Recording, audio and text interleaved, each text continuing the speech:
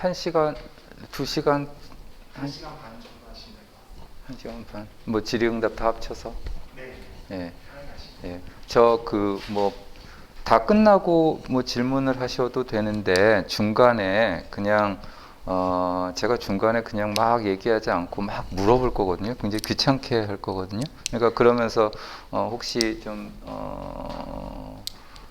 짚고 넘어가야 될 게 있으면 좀 참여를 좀 해주시면 제가 더 고마울 것 같습니다. 저는 경북대학교 경제통상학부의 최정규라고 합니다. 저는 저 인간의 본성 이런 거에 좀 관심이 많고요. 그래서 저 사람들이 의사 결정을 할 때 얼마만큼 나를 고려하고 또 얼마만큼 다른 사람을 고려하고 좀 그런 거에 좀 관심을 좀 갖습니다. 실제로 사람들이 남을 생각하나 뭐 아니면 그렇게 남을 생각한다는 게 뭐 경제학에서 어떤 의미를 갖나 이런 고민을 좀 하고 있습니다. 우리도 내내 비대면을 하다가 최근에 상황이 좀 나아지는지 대면 수업으로 최근에 이제 소규모 강의들은 대면 수업으로 전환을 저는 이제 학부 수업은 굉장히 큰 규모라서 한 100명이 넘어가서 그거는 여전히 비대면으로 하고 있는데 대학원 수업을 이제 처음으로 대면을 했어요. 지난주에. 마스크를 쓰고 1시간 얘기하는 게 얼마나 힘든 건지를 알았고 막 숨이 차더라고요. 그래서 그게 얼마나 힘든지를 알았고, 두 번째는 대학원 강의를 줌으로만 했는데 줌으로 할 때 2D로 보다가 이제 사람을 3D로 만나니까 또 재밌는 게 뭐 예를 들어 다 앉아 있으니까 머릿속에 생각했던 것보다 머리가 하나가 더 큰 친구도 있고 그러니까 등치가 생각보다 굉장히 큰 친구들도 있고 뭐 그렇더라고요. 직접 만나는 게 확실히 좋긴 좋은 것 같아요. 제가 원래 강의할 때 약간 흥분을 하는데요. 그래서 막 돌아다니고 막 목소리도 커지고 그러는데 요새는 그렇게 막 돌아다니고 막 이렇게 가까이 가고 막 이러는 것들 부담이라 그래서 가능한 한 안 움직이고 여기 딱 붙어서 하려고 그래서 이것도 아이패드 펜으로 넘기는 것도 펜으로 하려고 여기서 멀리 도망가지 않으려고 약간 목소리가 좀 이렇게 축 처진다 싶으면 그건 여러분 탓이에요.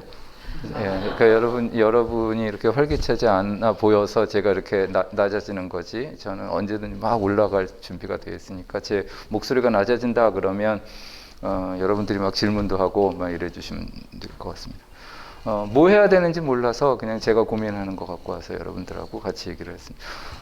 정답이 있는 질문이 아니라 이건 사실상 파면 팔수록 어려운 얘기라는 생각이 들어서 여러분들의 지혜도 제가 좀 묻고 싶습니다. 첫 번째 제가 이제 질문을 한 3개 정도 가지고 왔는데요. 그러니까 타인이라는 게 우리한테 어떤 존재인가를 가지고 좀 전반부에 얘기를 좀 했으면 좋겠고요. 그 다음에 두 번째, 타인에 대해서 고려한다라는 거를 예전부터 뭐 여러 가지 용어로 타인에 대한 고려를 설명을 했는데 그 중에서 제가 보기에 좀 오해 소지는 좀 있지만 굉장히 멋있는 말 중에 하나가 도덕감정이라는 말인 것 같아요. 그 말을 사실상 18세기에 스코틀랜드에 있는 계몽주의자들이 많이 썼던 얘기들입니다. 모럴 센티먼트라고. 그래서 그 도덕감정이라는 건데 그게 왜 약간의 오해 여지가 있냐면 사실상 도덕이라는 말이 들어가서 뭔가 뭐 해야 되고 윤리적이고 이런 얘기로 들릴까봐 사실 그런 얘기는 좀 아닌 것 같은데 어쨌든 그런 도덕감정이라는 얘기가 18세기 때 막 나오다가 그 이후에 19세기, 20세기가 되면서 점점 그 논의가 없어지는 과정을 한번 되짚어 보려고 합니다. 그다음에 세 번째, 그러면 도덕감정이 근데 소위 뭐 이타성이라고 얘기해도 좋고 그런 도덕감정이 여전히 현대에도 필요한 이유는 뭘까? 그런 게 어떤 기능을 하고 있을까, 어떤 역할을 하고 있을까, 뭐 이런 얘기를 좀 드리려고 해요. 이 영화 보셨나요? 네. 뭐 무게 잡으면서 저런 얘기를 하는데 좀 다른 약간 리프레이즈를 좀 했습니다. 만일 저 사람이 앞에 나타나서 뭐 메이트릭스를 떠날 거냐 말 거냐 이런 질문이 아니라 파란 알약을 먹으면 타인의 고통과 행복에 무감각해질 거다. 그러니까 타인이 어떤 어려움에 처하더라도 그의 처지에 공감하지 않아도 되고 타인이 행복해지는 걸 보더라도 그로부터 어떤 기쁨도 느끼지 못할 거다. 이게 아담 스미스가 도덕 감정을 얘기할 때 처음 얘기한 게 바로 이거거든요. 타인의 기쁨을 보고 같이 기뻐하고 그걸 이제 동조한다라고 얘기를 하는데 타인의 슬픔을 보고 같이 슬퍼하고 그 다음에 내가 슬플 때 타인이 슬픈 걸 보고 슬픔이 덜해지고 내가 기쁠 때 타인이 같이 기뻐해 주는 걸 보고 내 기쁨이 배가 되고 뭐 이런 과정입니다. 근데 사실상 이게 사실 골치 아픈 얘기이기도 해요. 그러니까 우리가 사실 타인의 존재를 이렇게 생각을 해보면 타인의 아픔에 대해서 내가 그때마다 달려가 주느라고 내가 드는 수고를 생각하고 타인의 시각이나 타인의 모습을 보면서 내가 좀 심적으로 물질적으로 여러 가지 비용을 지불하는 걸 생각을 해보면 아예 관심 끊고 나만 생각하고 사는 게 훨씬 더 이득일 것 같다는 생각도 듭니다. 그래서 그 파란 알약을 먹으면 그런 관심을 다 끊어주겠다라는 얘기죠. 빨간 알약을 먹으면 그다음부터 남도 걱정되고 뭐 내가 이렇게 행동할 때 남들한테 피해가 주는지 아닌지도 계속 고민을 하고 그래서 열만큼 나가는 게 나한테 좀 좋을 것 같은데 다른 사람한테 피해 줄까 봐 5밖에 안 나가고 그러니까 그런 비용을 이제 스스로 우리가 지출을 하는 거죠.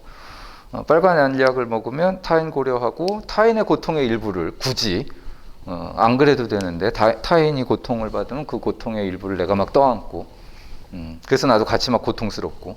그러니까 파란 알약을 먹으면 그런 고민이 없어지는, 그럴 필요는 없는 거죠.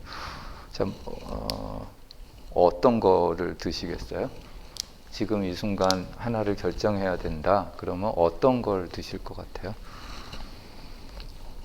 빨간 알약을 드시겠습니까? 파란 알약을 드시겠습니까? 뭐 불행히도 적절히 반반씩 섞어 먹는 건 불가능하고요. 어떻게 하시겠습니까? 여러분들 같으면.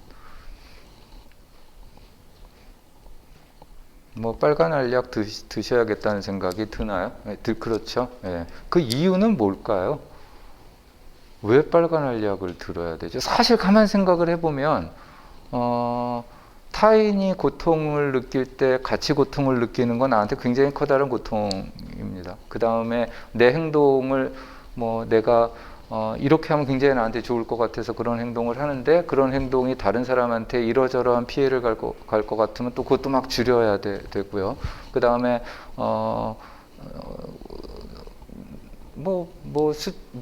코로나 성금도 내야 되고요. 안 내도 되는데. 그죠? 그러니까 여러 가지 물질적으로나 정신적으로나 비용 처리할 게 많아지는 거죠. 다인에 대해서 고려를 하게 되면. 그러니까 사실 그런 거 안 하면 훨씬 더 나아지겠죠. 제가 보니까 올 1년 동안의 지출 내역을 보니까 코로나로 밖에 안 나가니까 사람은 뭐 이 대면으로만 만나니까 사실 지출 카드 명세서 날라오는 거 보면 3분의 1로 줄어 있는데 보니까 그러면 타인하고의 관계를 딱 끊고 나만 살면 여기서 더 줄일 수도 있겠다는 생각도 또 드는 거죠. 그럼 집도 살 수 있겠다 뭐 이런 생각도 드는 거죠. 그럼에도 불구하고 빨간 약을 먹는다면 그 이유는 뭘까요? 그런 이유는 뭘까요? 왜 그럴까요?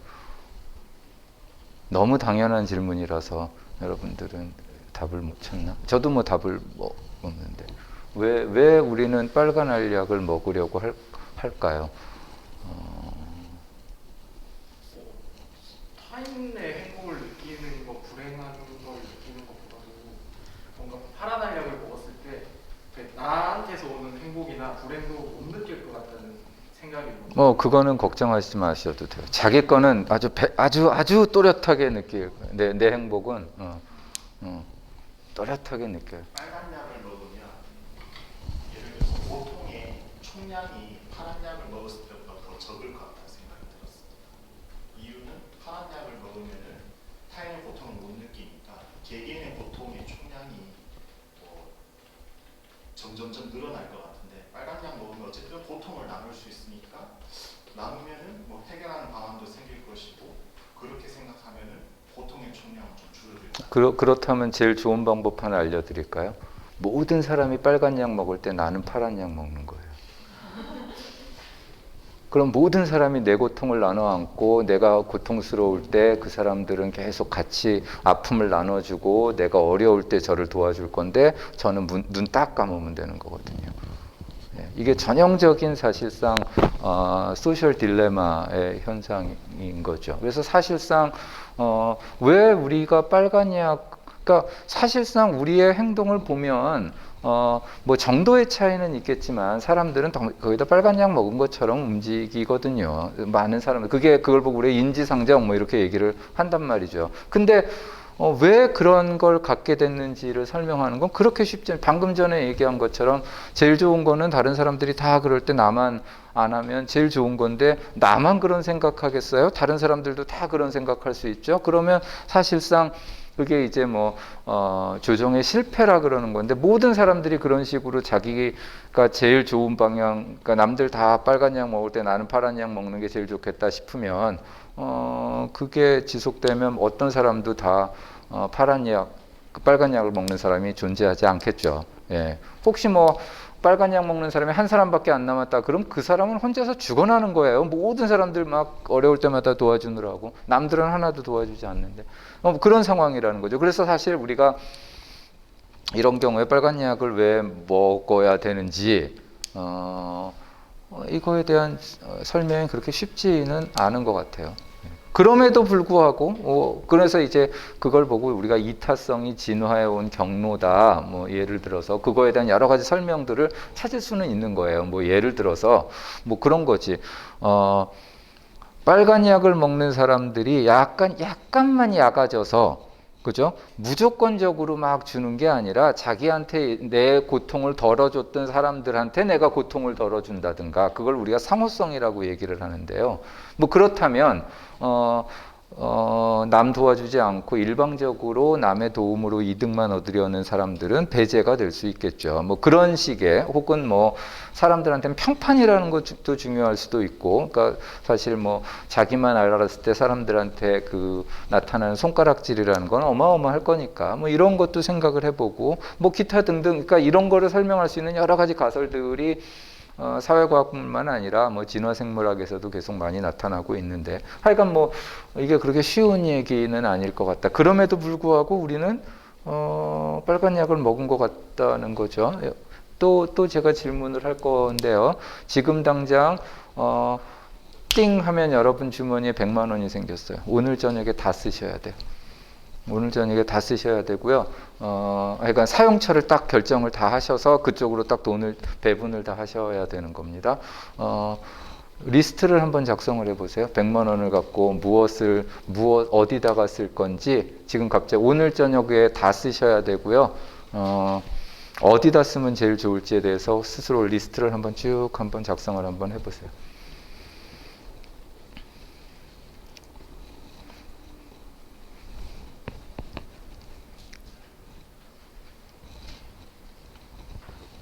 뭐 100만 원을 다 한 곳에다 쓰실 필요는 없고요. 우선순위를 쭉 두시면 되죠. 뭐에 예를 들어서 30만 원, 그다음에 뭐에 20만 원, 그다음에 뭐에 나머지 50만 원 이런 식으로 우선순위를 쭉 한번 두시면 돼요. 그래서 한번 순서를 쭉 한번 매겨 보세요.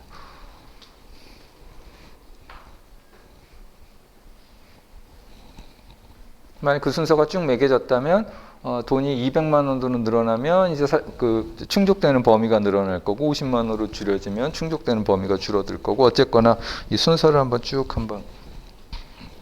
나열을 해보세요. 그 다음에 굉장히 프라이빗한 결정일지 모르겠지만 저하고 그걸 한번 공유를 한번 해주세요.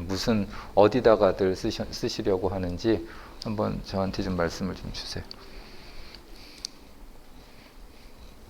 자, 어디다 쓰실 것 같으십니까?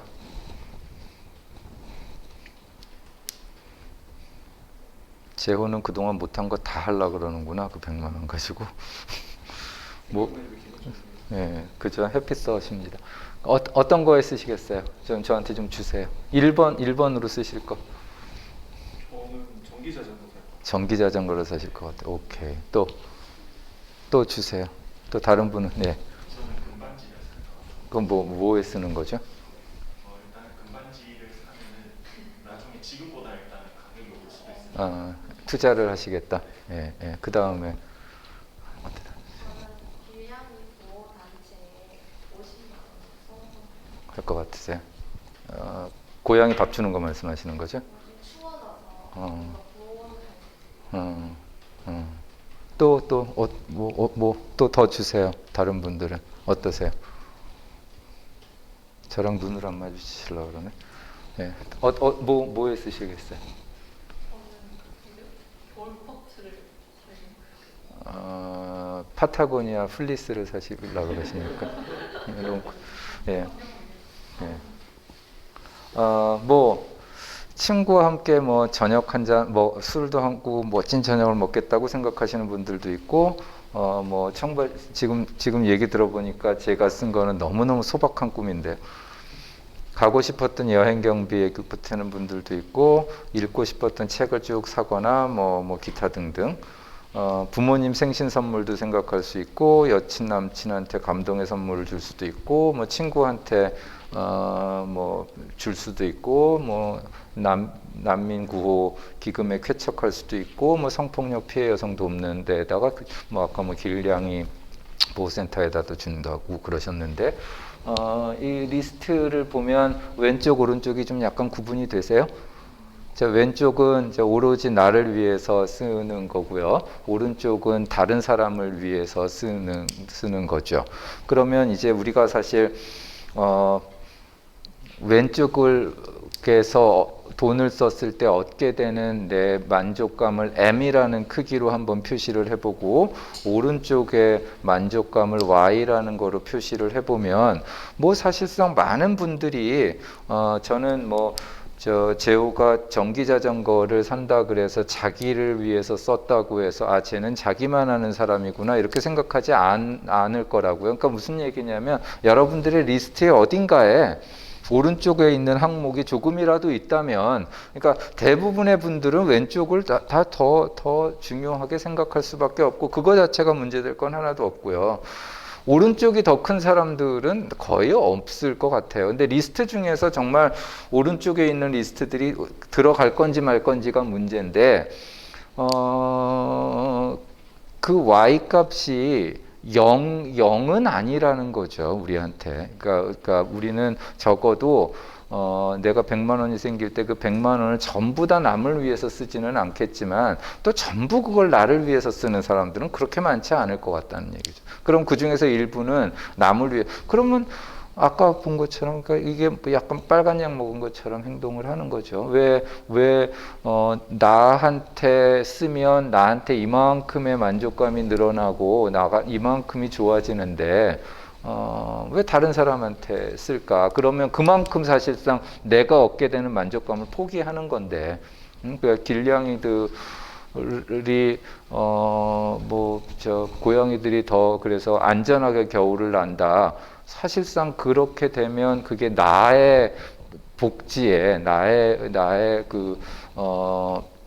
만족감에, 나의 물질적인 어떤 만족감에 어떤 영향을 주는 건, 어떤 영향을 주나, 그게 사실상 내가 물질적으로 더 길거리에 고양이가 건강하게 돌아다닌다고 해서 내가 마음이 풍요로워질지는 모르겠으나, 그게 내 물질적으로 내가 뭔가 부자가 된 느낌 이런 거는 아닐 텐데, 사람들은 왜 거기다가 그거를 낼까? 이런 생각이 드는 거죠. 경제학자들은 이런 실험을 가끔 하고는 하는데요. 그 중에서 하나의 실험을 사실 일부를 여러분들하고 한번 연습 삼아, 실제로는 이제 실제 돈도 좀 주고, 실제로 돈을 좀 주고, 컴퓨터로 이제 실제로 이제 이런 의사결정을 하는데 우리는 그렇게 할 수는 없으니까 여러분들이 만약 이 게임에서 지금 여기 참여하고 있다면 어떻게 하실 건지를 한번 생각을 해보시면 됩니다. 컴퓨터에 의해서 누군가랑 짝이 지워져서 그 누군지도 모르고 그러니까 익명의 누군가와 지금 인터랙션을 하고 있습니다. 두 사람당 한 조고요. 그 두 사람한테 모두 10,000원씩을 드리는 겁니다. 그러니까 10,000원은 그냥 쏴드리는 거예요. 뭘 결정을 하시면 되냐면 그 10,000원 중에서 얼마만큼을 내가 갖고 얼마만큼을 상대방한테 줄 건지 그걸 결정을 하시면 됩니다. 뭐 내가 10,000원 다 가져가도 되고요. 상대방한테 10,000원을 다 줘도 되고 1,000원, 9,000원으로 나누셔도 되고 5,000원, 5,000원으로 나눠도 상관이 없습니다. 근데 내가 상대방한테 돈을 건네주면 그 돈은 상대방한테 갈 때 3배가 돼서 간다 그래요. 그러니까 내가 갖고 있으면 그냥 10,000원인데 그 10,000원을 상대방한테 주면 상대방한테는 3배가 돼서 30,000원으로 전달이 되는 거죠. 예. 마찬가지로 상대방도 마찬가지의 결정을 지금 내리고 있는데 그도 지금 여러분에게 나한테 얼마를 줄 건지 또 결정을 하고 있어요. 그죠? 그래서 그가 얼마를 주면 또 그 돈도 3배가 돼서 여러분한테 돌아오는 거죠. 됐나요? 자, 뭐 이거는 뭐 그렇게 어려운 문제는 아니니까 5초를 시간을 드릴 테니까 얼마를 상대방한테 줄 건지를 한번 생각을 한번 해보시겠어요? 얼마를?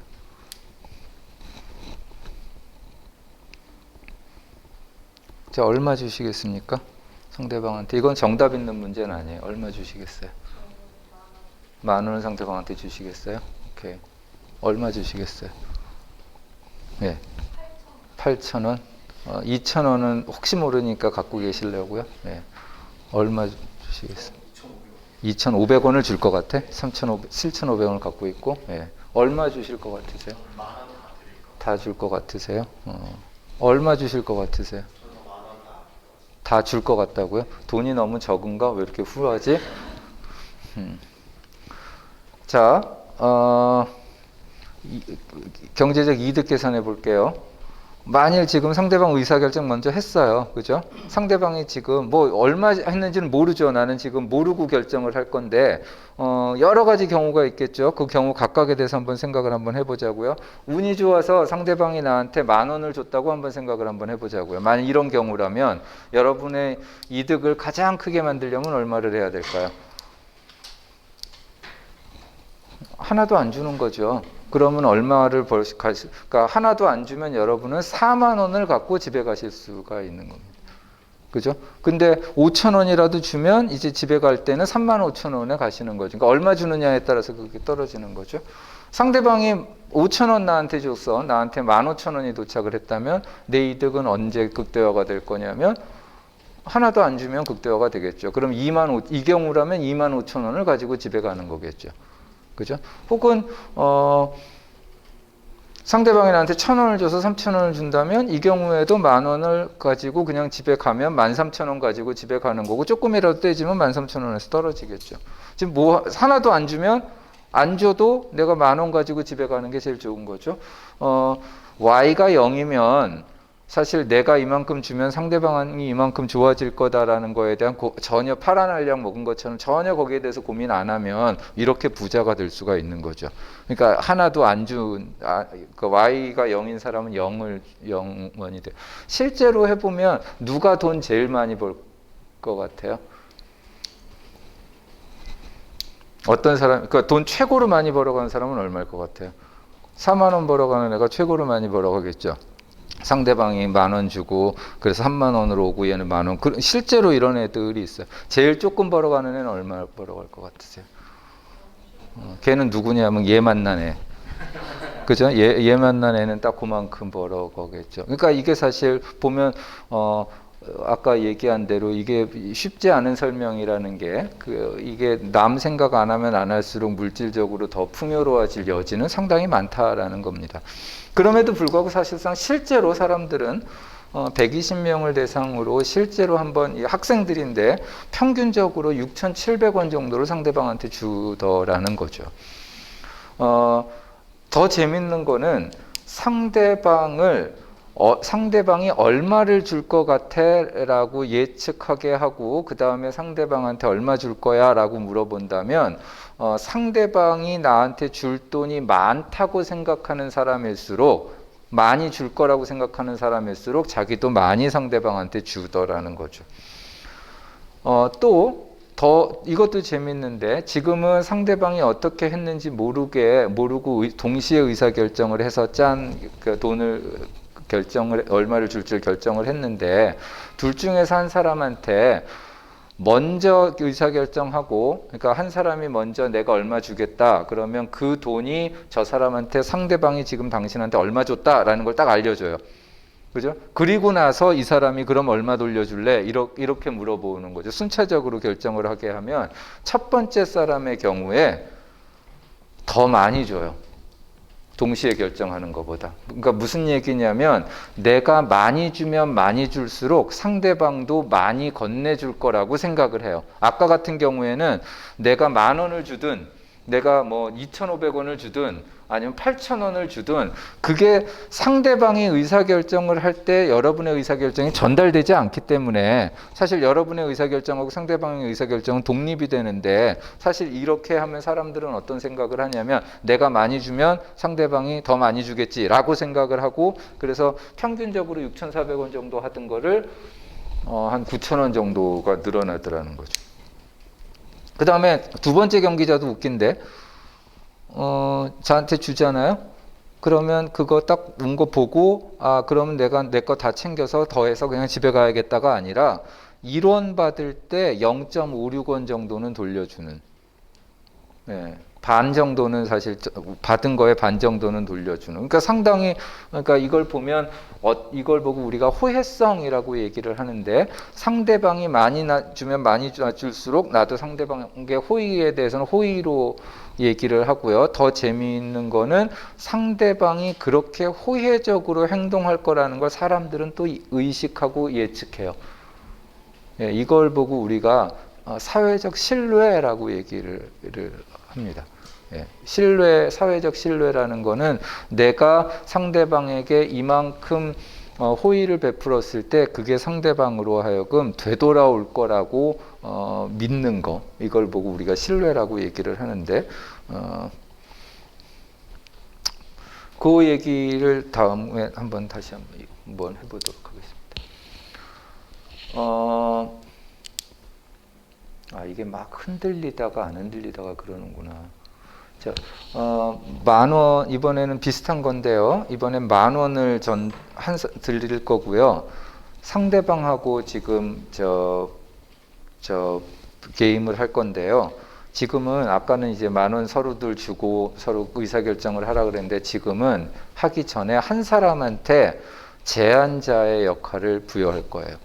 한 사람한테는 응답자라고 불리우는 역할을 부여할 거예요. 그러니까 이거는 랜덤하게 내가 제안자가 될지 응답자가 될지는 모르고요. 제안자한테 10,000원을 주고요. 비슷하게 그 상대방한테 얼마를 줄 건지를 물어봐요. 그래서 얼마를 주면 3배가 됩니다. 3배가 되고 그럼 나머지 10,000원 중에서 상대방 전달하지 남은 돈은 이제 여러분 돈. 아까랑 이제 비슷한 의사결정이죠. 이 경우에는 앞에 있는 응답자는 별도의 10,000원을 받는 게 아니라 그냥 상대방으로부터 돈을 받아요. 그러니까 상대방이 준 돈을. 그래서 근데 상대방으로 전달될 때 3배가 돼서 전달이 돼요. 상대방이 10,000원을 주면 자기한테는 3배가 돼서 전달했고 그 중에서 일부를 상대방한테 이제 돌려줘야 되는 상황입니다. 네. 자, 그러니까 상황을 이해하시겠어요? 그러니까 제안자는 10,000원 받았고 10,000원 중에서 얼마 줄 건지 결정하고 그 얼마 주면 이제 3배가 돼서 저 사람한테 가면 저 사람은 받아서 응답자는 거 받아서 그 중에서 얼마만큼 돌려줄 건지를 이제 보는 거죠. 아까 우리가 순차적으로 본 거랑 약간 유사한. 예. 근데 이거는 뭐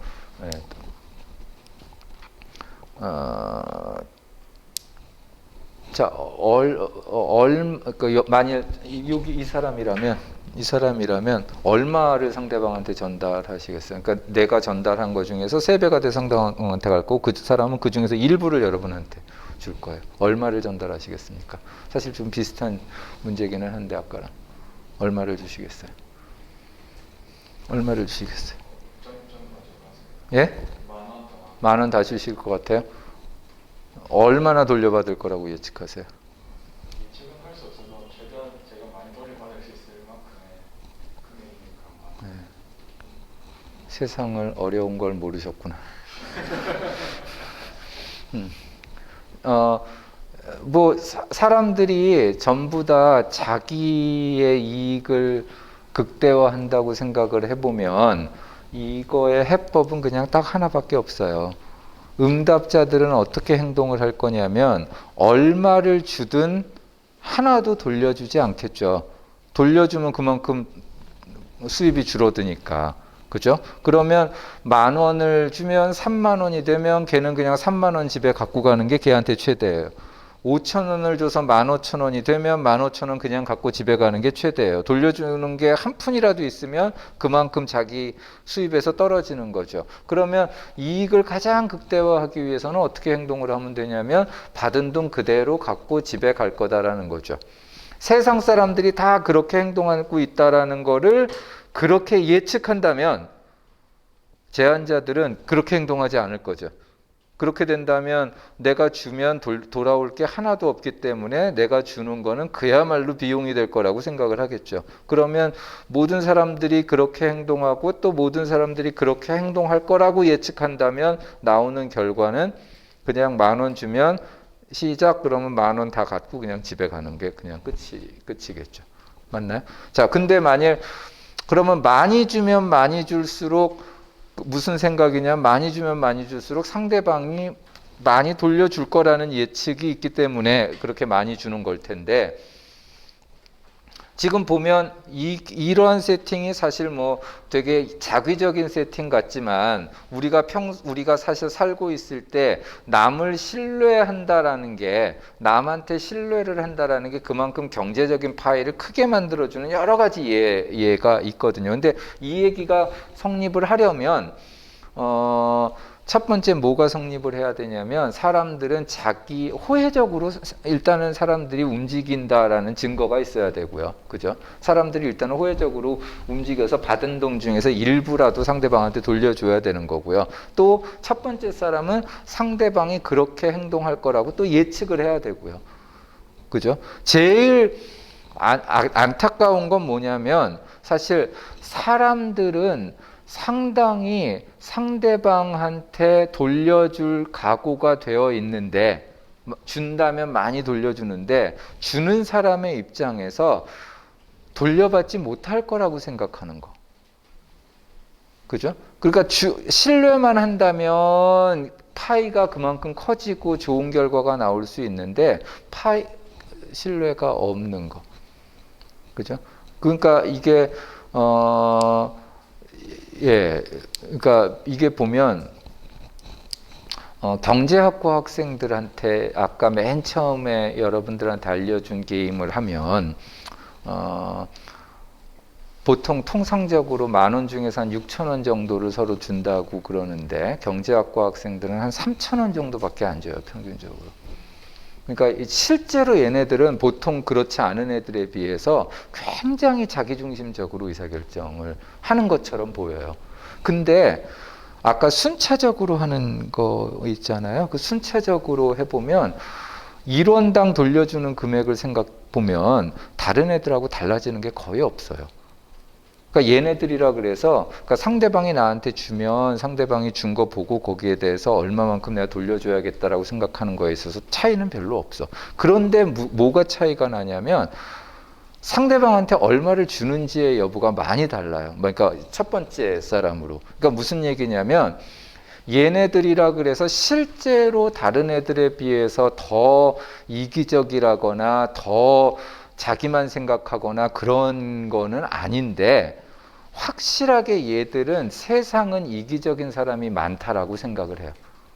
그래서 내가 돈을 주면 돌려받을 확률이 그만큼 없다라는 생각을 더 많이 하지. 그러니까 제가 말씀드린 대로 되게 가슴 아픈 일이 일어나는 거지. 실제로는 많이 주면 많이 돌려줄 각오가 되어 있는데 믿지를 않기 때문에 많이 주는 사람이 아무도 없는 거죠. 이게 사실 사회가 그러니까 호혜성이라는 게 사람들한테 필요하고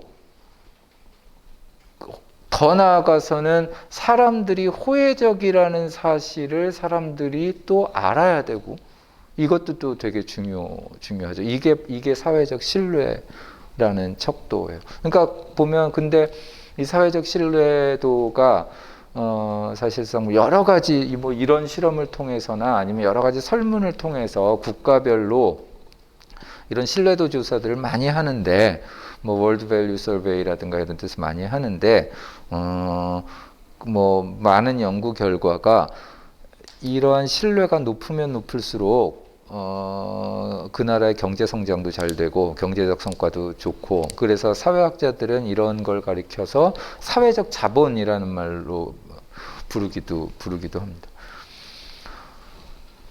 지금 방금 저 신뢰 게임의 하나의 결과인데 이거는 뭐 저 페어 앤 리스트라는 사람의 그 결과인데 그냥 뭐 어떤 거냐면 많이 줄수록 많이 돌려주더라.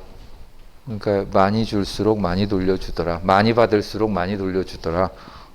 더 재밌는 거는 학생들에 비해서 CEO들이 더 호혜적으로 행동을 하더라. 뭐 그런 얘기입니다.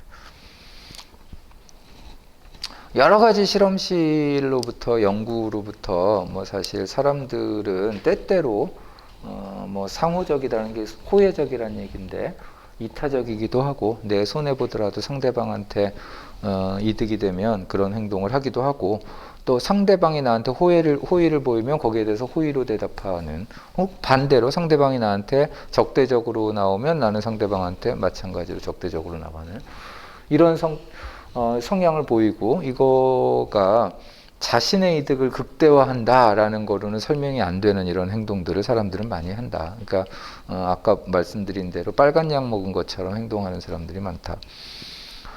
타인의 이득을 위해서 자신의 이득을 희생하기도 하고 규범 이탈자들에 대해서는 자신에게 비용이 들더라도 이를 징계 처벌하려고 하고 규범을 순응하는 사람들한테는 또 자기의 비용을 들더라도 이를 또 포상하고 거기에 대해서 그러니까 좀 그런 성향을 또 갖더라. 나의 이득만을 극대화하는 방향으로 의사결정하는 게 아니라 내 행동의 결과가 타인의 이득에 혹은 타인의 그 복지에 어떤 영향을 미치는가도 사람들이 어느 정도 고려를 하더라.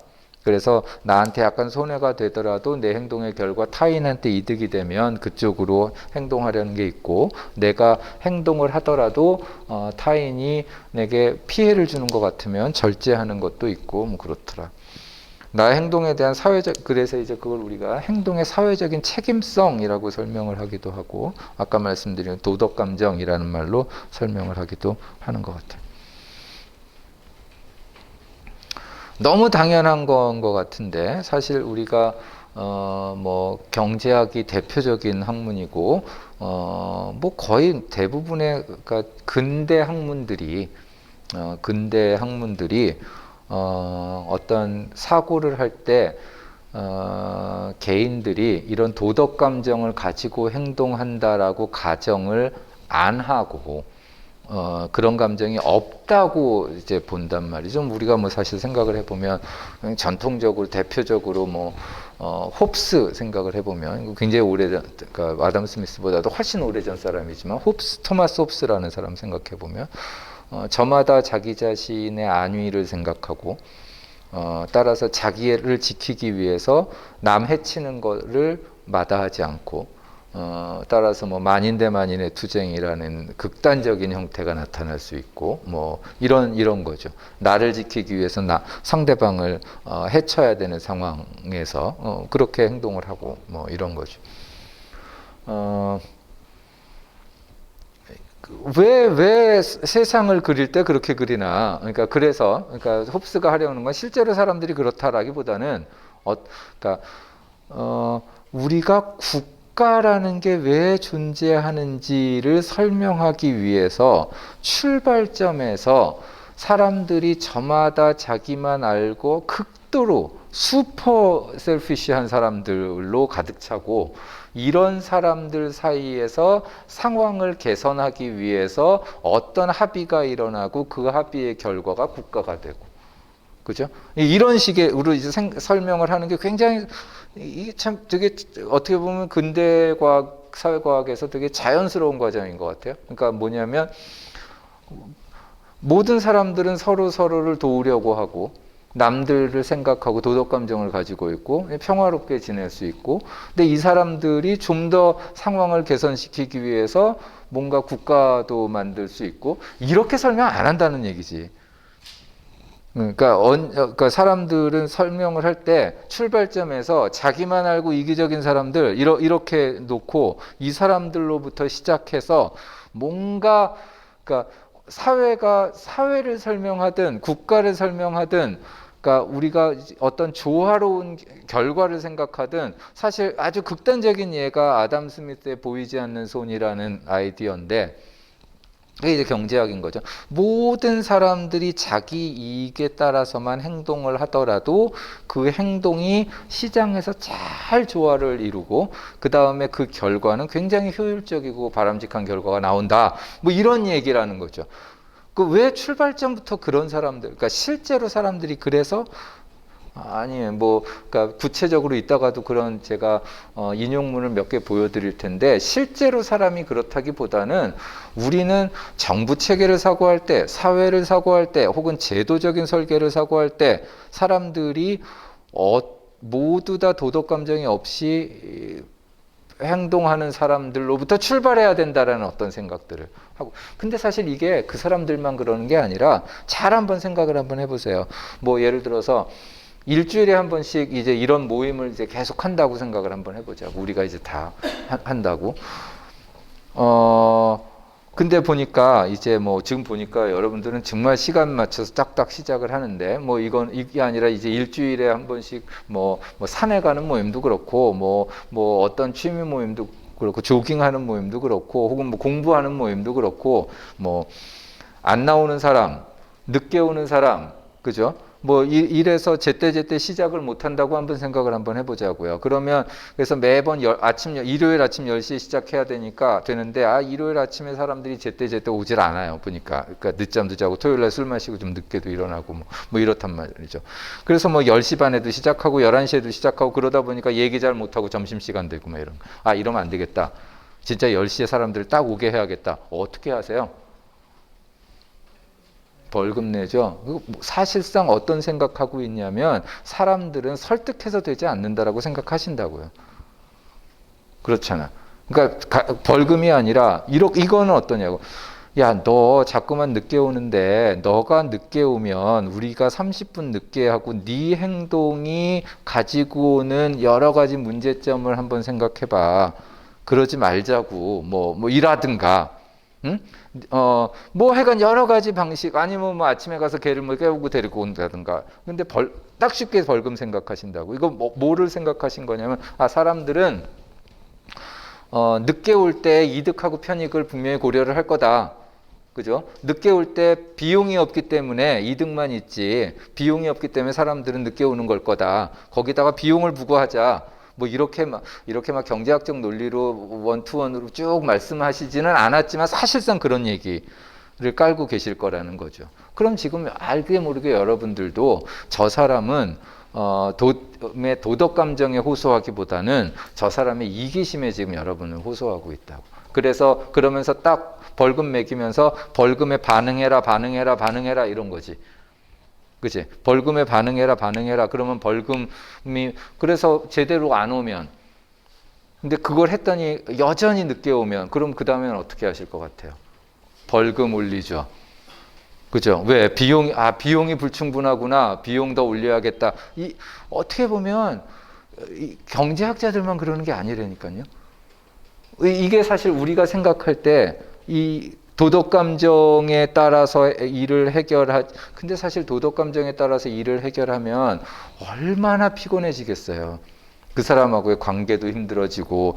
제가 되게 학생 중에서 제가 되게 좋아하는 학생이 하나 있는데, 그 친구가 이 제호도 잘 아는 친구인데, 서울에 인턴을 하러 갔어요. 6개월 동안. 그래서 6개월 동안 인턴을 하면서 지낼 데가 없어서 쉐어하우스에 들어갔어요. 그러니까 어떤 쉐어하우스냐면 집주인이 집 하나를 그냥 한 8명한테 방방이 이렇게 주는 거죠. 그러면 뭐 그러니까 그러고는 이제 그걸 가지고 신문에다 글도 한번 썼는데 그걸 보면 약간 눈물이 나요. 뭐냐면 8명의 젊은이들이 한 집에 사는데 얘네들끼리는 어떠한 인터랙션도 없어요. 어떤 인터랙션도 없고 서로 뭐 머리 감았으면 저 머리카락이라도 치워야 되는데 안 치웠다 그러면 그 사람한테 얘기하지 않고 포스트잇에다가 써서 딱 붙여놓고 뭐 이런 식으로 서로 간에 의사소통을 해서 보름이 지나도록 자기랑 같은 방 쓰는 사람하고는 이름도 얘기 안 했다는 거예요.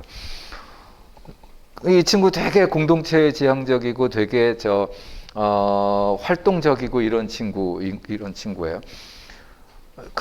그래서 그런 거 말고 정말 매일 저녁에 그러니까 서로 토론하고 막 이러면서 해결하는 진짜 공동체 같은 쉐어하우스 있잖아요. 그런 데는 왜 안 해? 그런 데 있으면 그런 데 할 생각 없어? 그랬더니 이 친구조차 뭐라 그러냐면 그냥 전자에 있을 것 같다고. 그래서 왜 그러냐니까 하루 종일 일하고 들어왔는데 서로 토론해야 되고 서로 문제를 같이 해결해야 되고 갈등을 같이 해결해야 되고 이게 너무 피곤한 거죠. 그러니까 벌금 진짜 깔끔해요. 그죠? 너 늦게 왔지? 얼마 내. 끝. 그죠? 그래도 안 된다? 벌금 올려. 늦게 왔지? 그러면 오면 이제 된 거고.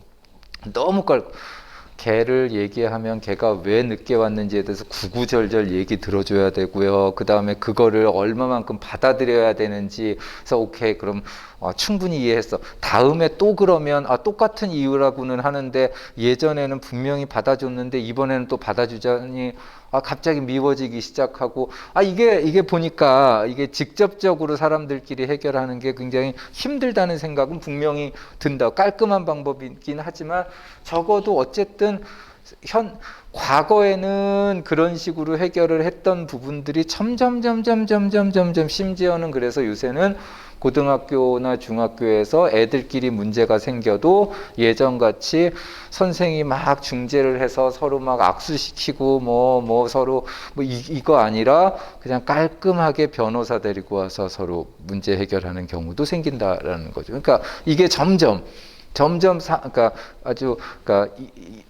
페이스 투 페이스로 문제를 해결하는 게 아니라 외부적인 힘, 벌금이면 벌금, 변호사면 변호사, 이런 외부적인 힘에 점점 의존하는 과정들이 생기는 거죠. 이게 얼마만큼이나 현실을 잘 추상화해낸 그림인지는 모르겠는데 제가 제 나름대로는 왼쪽은 과거의 공동체를 저는 상징을 하려고 그렸어요. 저 동그라미가 개체들이고요. 그죠? 얘네들은 끈끈하게 주변 사람들하고 굉장히 묶여 있어요. 부모랑도 묶여 있고, 옆에 종교적으로도 혹은 같은 계급적으로도 끈끈하게 묶여 있어요. 그래서, 나쁜 측면으로 이야기를 하자면, 이들의 삶은 태어나면서 그냥 결정이 돼요. 예를 들어서 내가 남자로 태어났는지 여자로 태어났는지가 내 삶의 상당 부분을 결정을 하고요. 우리 아버지가 어떤 사람인가가 내 삶의 상당 부분을 결정하고요. 그 다음에 어떤 지역에 태어났는가가 내 삶의 전부를 결정을 하고요. 왜냐하면 움직이지 않고 그 마을에 계속 사니까.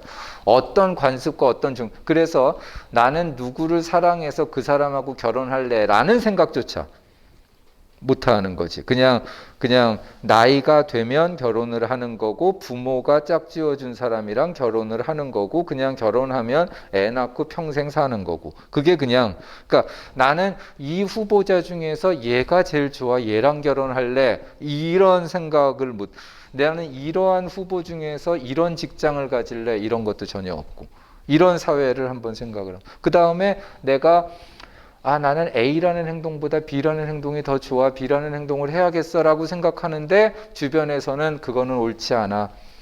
그렇게 하는 건 아니야. 라는 얘기를 계속 듣고. 그죠?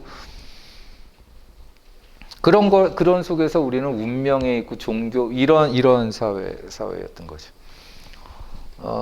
저거를 끊어내니까 근대가 시작이 되는데 사실 저걸 끊어내면서 사람들이 저걸 끊어내기 위해서는 이게 자식이 부모를 끊어낼 수 있는 건 뭐냐면 엄마 아빠 나 대학 안 갈래 라고 얘기하면 부모가 너는 그렇게 판단하면 안 되고 그건 옳은 게 아니고 너 판단은 왜 잘못됐고를 쭉 얘기를 하겠죠. 뭐 이성적으로 하더라도 손을 안 대더라도 그렇게 쭉 설명을.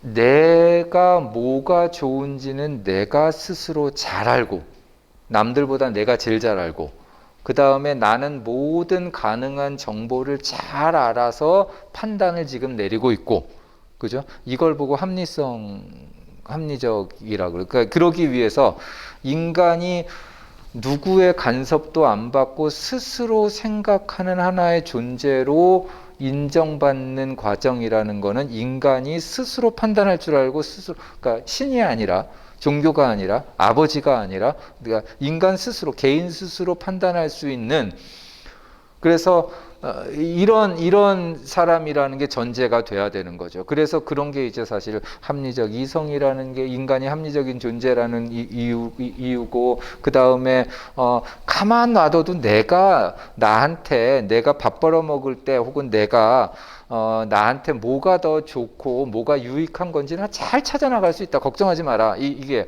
그러니까 나 대학 안 갈래 혹은 나는 대학 졸업하고 나는 이런 거 할래. 나는 결혼 안 하고 살래. 뭐 내지는 뭐 이런 거에 대해서 뭐 사실 아직까지도 저런 압박들이 되게 많겠죠. 그런 압박에 대해서 막을 수 있는 하나의 방법은 뭐냐면 내가 나를 잘 알고 내가 지금 순간적으로 결정 내리는 게 아니라 장기적으로 내가 다 결정 내려서 내가 할 수 있고 이런 모습일 때 독립화 그러니까 왼쪽의 모습에서 오른쪽 모습으로 넘어오는데 걸리게 되는데 사람이 이제 그런 존재라는 거를 이제 우리가 좀 인식을 하게 되는 거죠.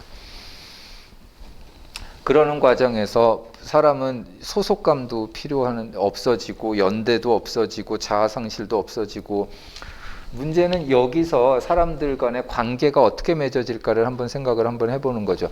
그러니까 관계가 지겨워서 관계를 끊었어요. 그죠? 말하자면 남편이 너무 지겨워서 이혼을 해서 독립적인 개체가 된 거죠. 그죠? 그래서 혹은 공동체가 너무 지겨워서 독립된 자아가 됐어요. 그런데 사실상 우리가 보면 로빈슨 크루소처럼 혼자 사는 사람은 없거든요. 근데 사실 보면 그래서 저때 로빈슨 크루소라는 소설도 나오고 그러는 거지. 저렇게 살고 있는 삶의 모습을 진짜 보여주기 위해서 실제로도 잘 산다라는 걸 보여주기 위해서 그래서 이렇게 사람들을 어떻게 관계를 맺을 건가 그러니까 혼자서도 다 잘 살 수 있고 이게 뭐냐면 이게 다들 파란색 약을 먹어도 잘 살 수 있다는 걸 지금 우리는 입증을 하려고 하는 거죠. 근데도 사람들이 그러면 그게 입증이 되는 순간 그럼 사람들은 왜 사회에 살지? 왜 같이 살지? 왜 무인도에 안 살고 왜 같이 살지? 이런 질문이 당연히 따라 나올 거라고요. 경제학자들은 거기에 대해서 사실상 사람을 그리워하기 때문에 사람이 뭐 어딘가에 소속되고 싶어 하기 때문에 이런 생각을 하지는 않고 뭐라고 얘기하냐면 혼자 사는 것보다는 그래도 같이 사는 게 그러니까 자기만 지킨다면 같이 사는 게 유리하니까 내가 옷도 내가 만들고 밥도 내가 만드는 것보다는 나는 밥만 만들고 옷만 만드는 사람 만나서 서로 교환하면 훨씬 더 이득이니까 이게 경제학자들이 생각하는 우리가 사회를 만들어 사는 이유입니다. 그러니까 뭐 인간이기 때문에 함께 살고 싶어하고 유대감이라는 게 이런 생각이 아니라 근데 어떻게 보면 뭐 저기서 저게 문제가 돼서 이렇게 바뀌었으면 이 문제를 극복할 수 있는 방법 중에 하나는 돌아가거나 이런 사람들을 관계를 맺을 수 있는 하나의 독립된 개체를 전제하면서도 관계를 맺을 수 있는 뭔가를 우리가 상상을 할 수 있어야 되는데 그런 걸 보고 우리가 사회적 분업이라고 얘기를 하는 거죠. 그 다음에 이런 걸 가장 잘 만들어주는 하나의 메커니즘이 시장일 수 있다라고 생각을 하는 거죠. 그러면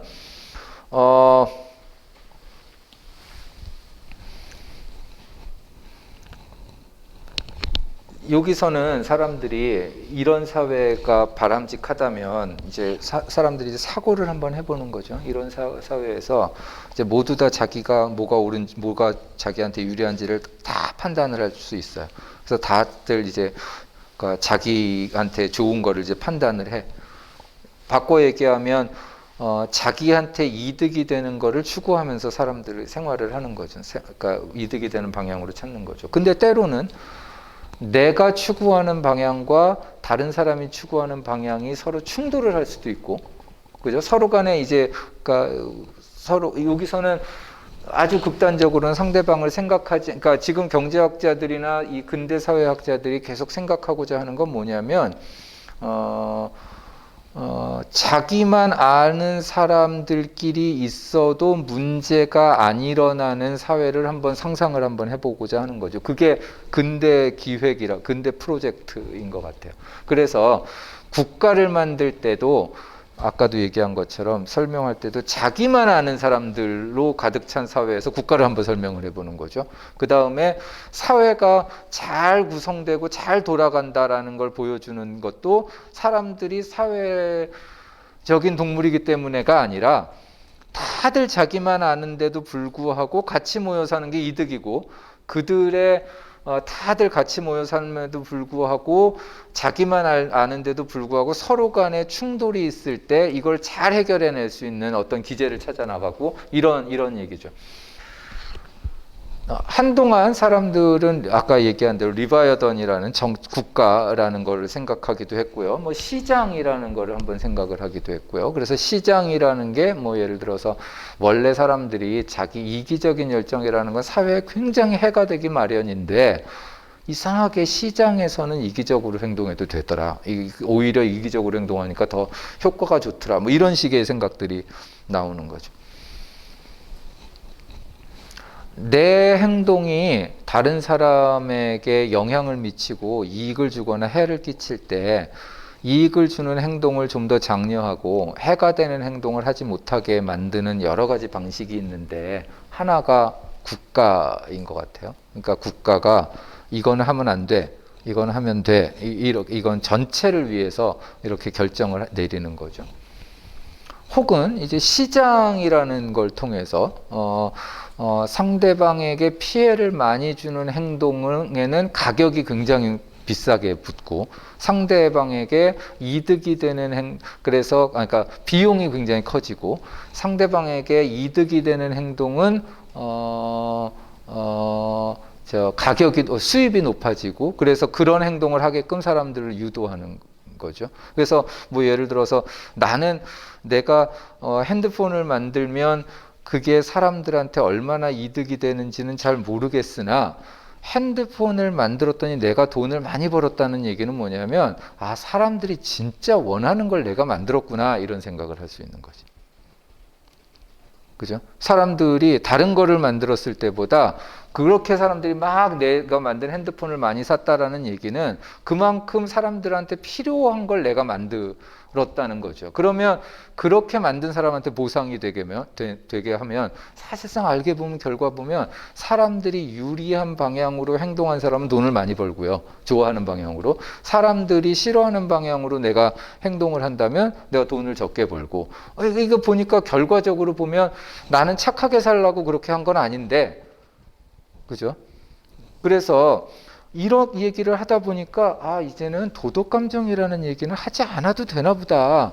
옛날에는 남을 위해서 내가 핸드폰을 만들면 내가 이 핸드폰을 만들면 재호가 이 핸드폰을 쓰면서 얼마나 행복해할까 이런 생각으로 핸드폰을 만들어서 했는데 그렇게 만들면 재호 하나 기쁜 거로 끝.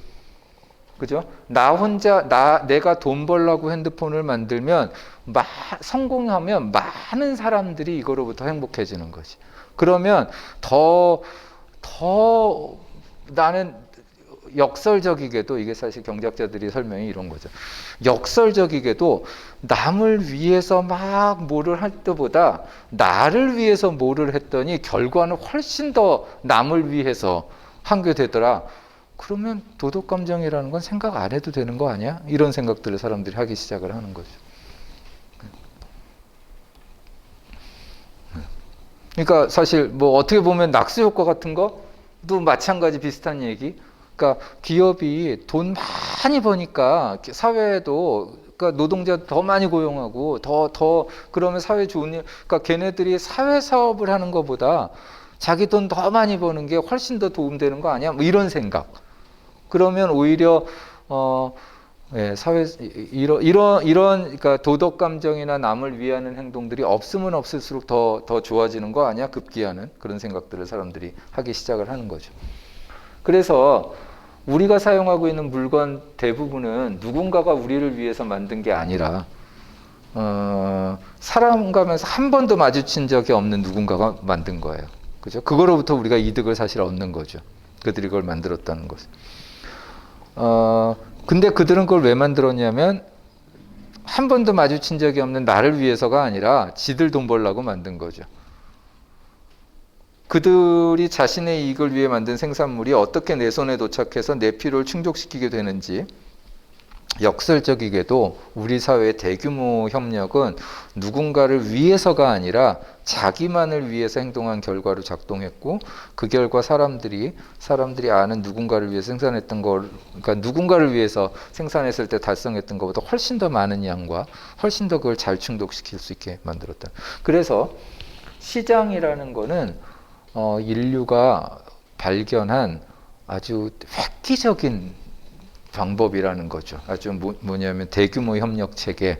그러니까 알지도 못하는데 알고 보니까. 그래서 아담 스미스가 무슨 뒤에도 잠깐 보여드리겠지만 뭐라 그랬냐면 우리가 저녁 식사에 그거 되게 유명한 얘기인데 우리가 저녁 식사에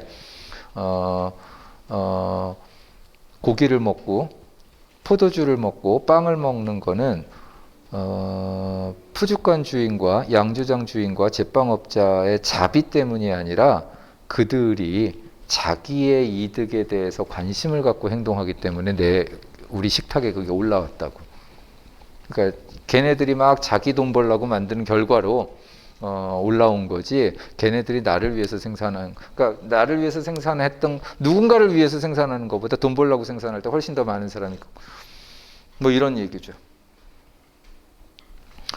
이타적인 심성이나 도덕 감정에 기대서 만들어봐야 우리가 할 수 있는 범위라는 게 뻔할 텐데, 그죠? 내 범위가 뻔할 텐데 이렇게 시장을 통하게 되면 정말 뭐 누군가가 만든 재화가 사실 이 재화는 뭐 중국에서의 뭐 그러니까 미국에 누가 디자인을 했을 거고 중국에 누군가가 만들었을 거고, 그죠? 그러니까 근데 결과적으로 아주 양질의 나한테 만족스러운 이 재화가 나한테 도달이 된다라는 거죠.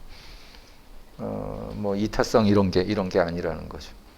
그래서 뭐 여기 나온 것처럼 지금 뭐 우리가 매일 저녁 식사를 먹을 수 있는 거는 이러저러한 이유 때문이지 자비 때문이 아니다라는 얘기가 그래서 유명한 얘기.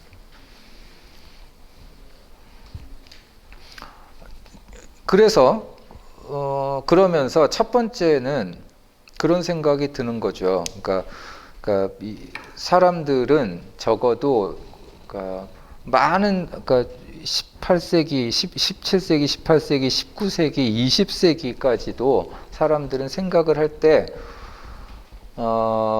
이제는 이제 대규모 체제들을 사람들이 생각을 하게 될 텐데 사람들이 생각을 할 때 어떻게 하면 본성에 따라서 좌지우지되지 않는 안정적인 제도를 만들까? 그죠? 그러니까 어떤 제도가 있는데 A라는 제도, 사람들이 모두 다 착하고 모두 다 협력적이어야만 작동하는 제도, 그죠? B, 모든 사람이 무관심하고 자기 자신만을 위해서 행동해도 잘 작동하는 제도.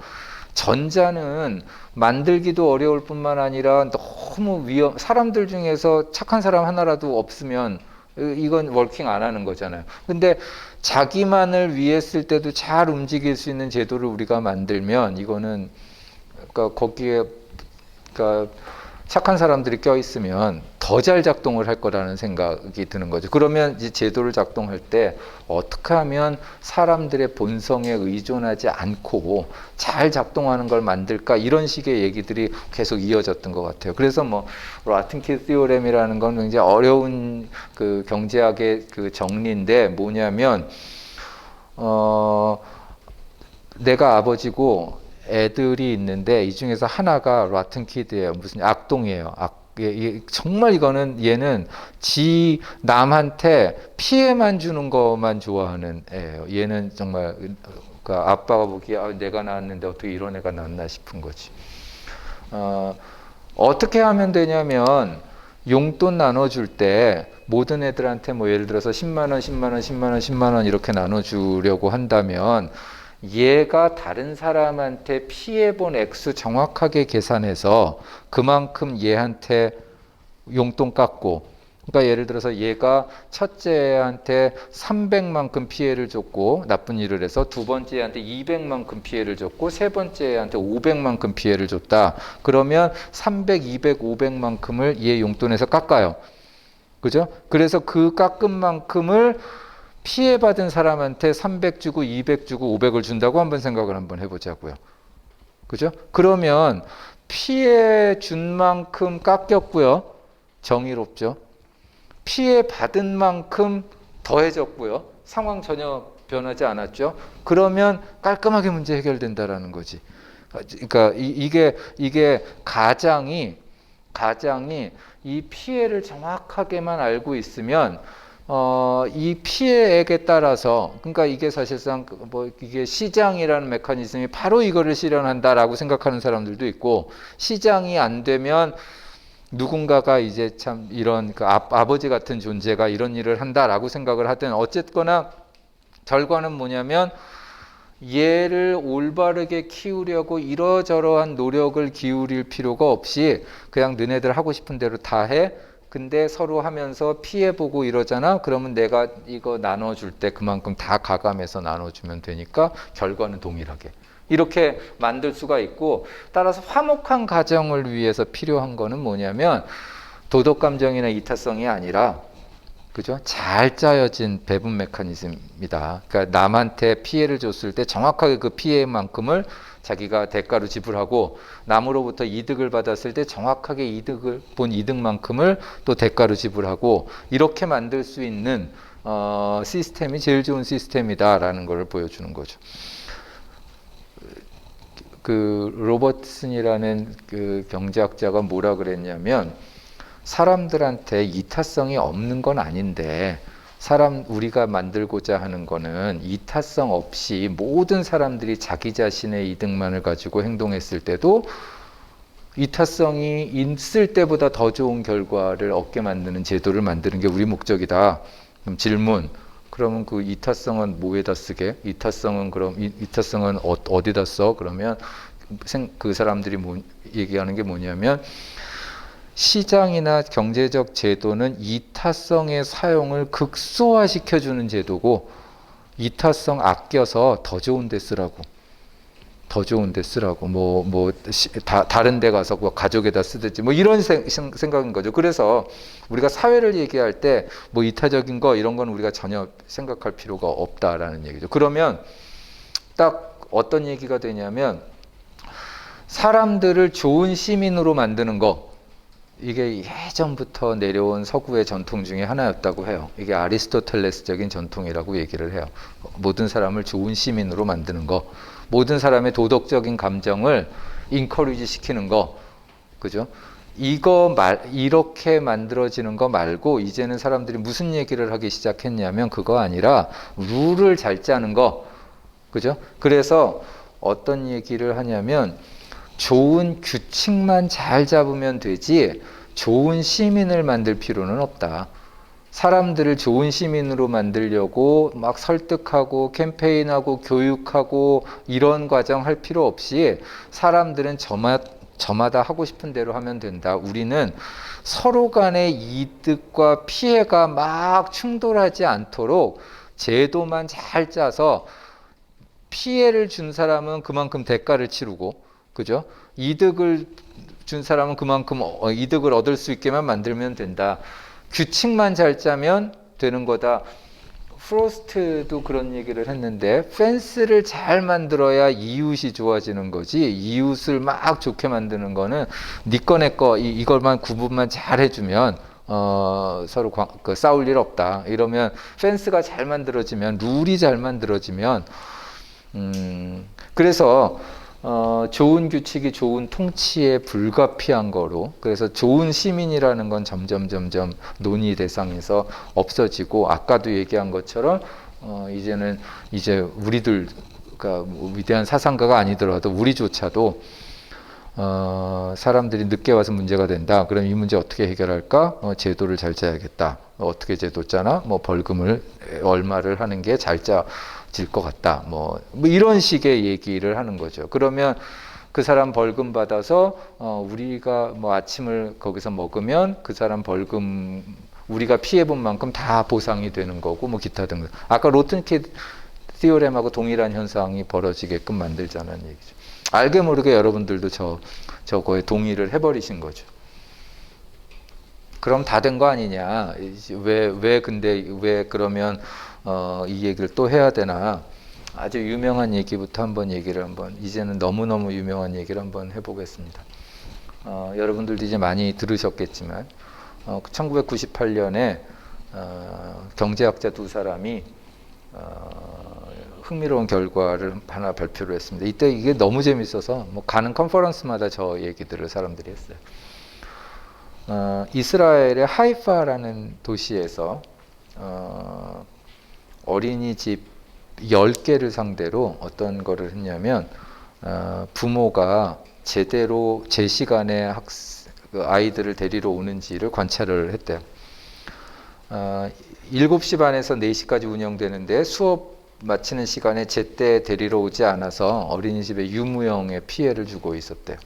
관찰 결과 30분 이상 늦는 부모는 거의 없었는데 20-30%에 해당하는 부모가 짧게는 5분, 길게는 20분 정도 아이를 늦게 데리고 오곤 했죠. 그래서 이제 그러기 위해서 선생님들을 더 30분을 더 모시고 있어야 되고, 뭐 비용도 더 많이 들고, 기타 등등. 지각을 없애기 위해서 아까 여러분들이 말씀하신 거하고 동일한 부모님들에게 10분 늦을 때마다 뉴 이스라엘 셰클이라 그래서 NIS가 우리 돈으로 얘기하면 3,000원 정도 된다고 합니다. 벌금을 부과하기로 했대요. 10분 늦을 때마다. 그래서 그 결과가 어떻게 됐나에 대한 얘기입니다. 처음 4주 동안은 벌금 없이 관찰을 한번 했어요. 그러니까 6개 어린이집하고 4개 어린이집을 나눠서 6개한테는, 그러니까 이 2개에 대해서 첫 4주 동안은 벌금 없이 관찰했더니 아까 얘기대로 한 20-30%가 한 5분에서 20분 사이로 늦게 오더라는 거죠. 그러고는 5주째부터 16주째까지는 6개 어린이집에 벌금을 부과하고 나머지 4개는 그러니까 그대로 통제군으로 놔뒀어요.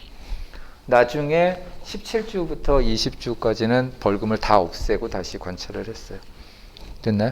그래서 이랬더니 결과가 어떻게 됐냐면, 늦게 오는, 이게 첫 번째 관찰, 그 다음에 벌금, 그 다음에 벌금 없어진 상황이고, 위에 이게 벌금을 때린 6개, 이거는 벌금 때리지 않은 4개. 그죠? 보시다시피 뭐 사실 여기서의 차이는 그렇게 크게 차이는 안 나, 그러니까 통계적으로 유의한 차이는 아닌데, 벌금을 부과하니까 늦게 찾아오는 부모의 수의 증가가 벌금을 때린 그룹에서 급격하게 증가를 하고 있고요. 그죠? 그 다음에 벌금을 없앴더니 예전으로 돌아오는 게 아니라 아예 그러니까 벌금이 그러니까 늦게 오는 사람 수가 저렇게 확 늘어난 상황에서 계속 벌금을 없애도 계속 유지가 되더라는 거죠. 평균을 비교를 해보면 벌금을 안 되는 데서는 뭐 관찰주, 벌금주 제거한 이후에도 뭐 거의 그렇게 큰 차이가 없는데 한 20-30% 수준에서 50%로 뛰었고 벌금을 없앴더니 더 뛰고, 그죠? 예. 이 결과를 어떻게 해석할까? 왜 이런 결과가 나타났을까? 두 가지 해석. 첫 번째 벌금이 낮아서 그렇다. 첫 번째. 그다음에 두 번째. 그러니까 이게 이거 저 2006년인가 수능 사탐에도 나왔던 문제예요. 예. 그때 그 수능 사탐의 답은 벌금이 낮아서 그렇다라는 식의 해석. 그 해석은 너무 당연한 것 같고, 너무 당연해서 재미가 일단 없고, 두 번째는 뭘 설명을 못하냐면 벌금이 그러니까 제때 오던 사람인데 벌금이 생기면서 갑자기 늦게 오기 시작한 사람들은 뭔가를 설명을 못하는 거죠. 그러니까 약속 지키다가 벌금 때리니까 그 다음부터 늦게 오는 사람들은 도대체 뭐냐? 이거는 벌금 크기로 설명할 수 있는 문제는 아닌 거죠. 그럼 뭐 왜 그랬을 것 같아요? 뭐 여러분들도 답을 갖고 있을 것 같은데 뭘 것 같아요? 예? 예, 면죄부 하는 거죠. 예, 이제는 내가 늦게 올 권리를 사는 것처럼 사람들이 생각을 하는 거죠. 그러니까 뭐 예전에는 뭐 프로야구 9회 말 경기 보고 가야 되는 상황, 보고 싶어도 막 미안한 것 때문에 이제 가서 데리러 가는데 이제는 생각을 한번 해보는 거죠. 아, 이거 이제는 택시를 타더라도 벌금이 좋은지 택시를 타고 하는 이 비용이 더 좋은지를 사람들이 생각을 할 거고, 그러니까 게임의 룰을 완전히 바꿔버리는 거죠. 만일 있잖아요. 진짜 사람들한테 도덕 감정이라는 게 전혀 없었으면 애초부터 사람들은 그냥 훨씬 더 늦게 왔을 거고, 그죠?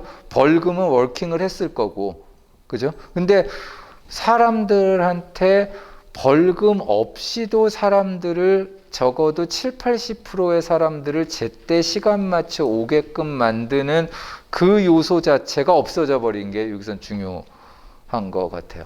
그래서 실제로 사람들이 벌금이라는 거는 언제 워킹을 하냐면 사람들이 도덕감정이라는 게 전혀 없는 바로 그 상황. 그죠? 아무것도 쓸 수 없는 상황에서는 벌금은 그거 말고는 방법이 없고 그거가 유일하게 효과적인 방법일 텐데 사람들이 그거 없이도 어느 정도 맞춰줄 수 있는 그런 상황이 됐다면 벌금이 시너지 효과를 갖고 오면 좋을 텐데 시너지 효과를 갖고 오기보다는 사람들이 애초에 가지고 있던 그런 도덕 감정을 벌금이 대체해버리고 몰아내버리는 현상이 나타날 수 있다라는 얘기죠.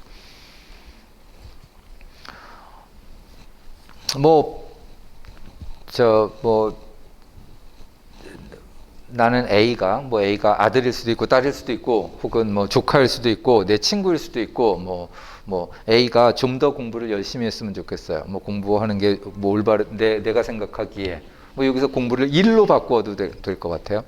내 동료가 혹은 내 부하 직원이 뭐 기타 등등. 그래서 공부를 좀 더 만들기 위해서 다음과 같이 고민을 하고 있어요. 내가 바라는 결과가 나올 가능성을 여기다 놓고, 그죠? 인센티브의 강도를 오른쪽에다 놓고. 그러니까 뭐 예를 들어 성과급을 주는 거죠. 뭐 내지는 뭐 학교에서는 교수들이 논문을 좀 더 많이 쓰게 하고 싶어요. 그죠? 그래서 논문을 많이 쓰기 위해서 인센티브 강도를 생각을 하는 거죠. 그럼 이제 생각을 해보면 이번에 70점 이상 맞으면 10만 원 줄게. 혹은 70점 이상 맞으면 20만 원 줄게. 70점 이상 맞으면 100만 원 줄게. 뭐 이런 식으로 내지는 재호가 일을 열심히 하면 전기 자전거 사줄게. 뭐 이런 식으로 우리가 인센티브를 부과한다고 한번 생각을 한번 해보자고요. 자, 어떻게 생각을 하냐면 그러니까 이게 직선이든 그렇지 않든 이걸 우리가 생각을 하죠. 그래서 인센티브를 더 많이 주면 많이 줄수록 원하는 것, 사실 이렇게 나오게 될지 이렇게 나오게 될지 모르겠으나 그래도 양의 기울기를 가질 거라고 우리가 생각을 한다. 모든 성과급을 생각할 때 우리가 그렇게 생각을 한단 말이에요. 사실 거기에는 많이 얽힌 문제들이 사실 있죠. 예를 들어서 논문 편수당 돈을 주기 시작하고 사람들이 거기에 완전히 적응을 해버리면 10년 연구에서 나올 연구는 더 이상 안 나오겠죠. 그죠? 그러니까 당장 나올 수 있는 연구들이 나오겠죠. 이런 문제는 제거 한번 해보자고요. 일단은 제거하더라도.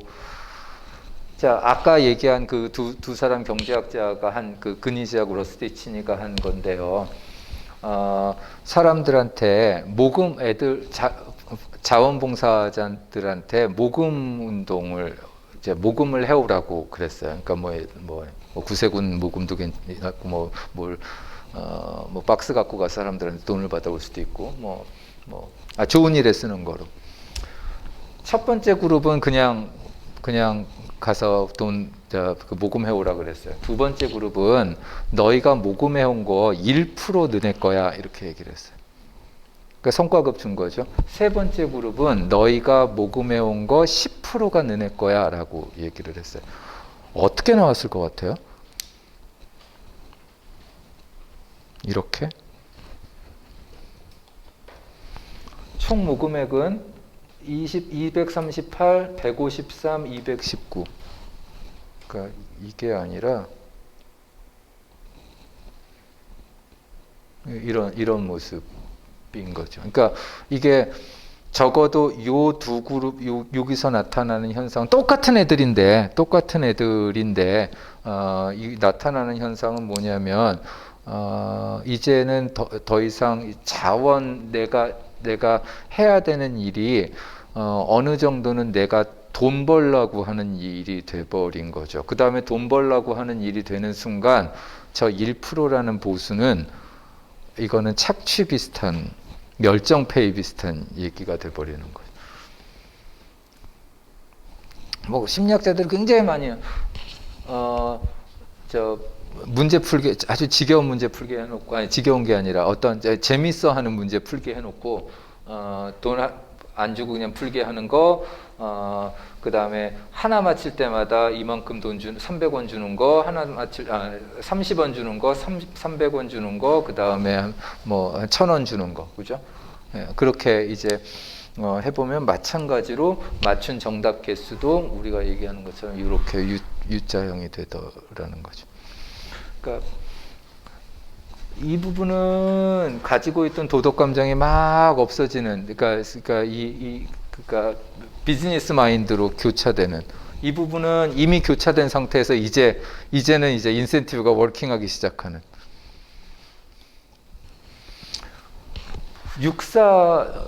미국의 그 웨스트 포인트의 사람들, 그러니까 들어갈 때 이제 군대에 들어가게 되면 이제 왜 들어가냐? 그러면 사람들이 이제 뭐 이러저러한 나라를 지키기 위해서 뭐 기타 등등의 멋있는 얘기들을 많이 할 거잖아요. 그래서 그런 게 더 그러니까 이 소위 아주 본질적인 가치 부여를 하는 사람들을 하고.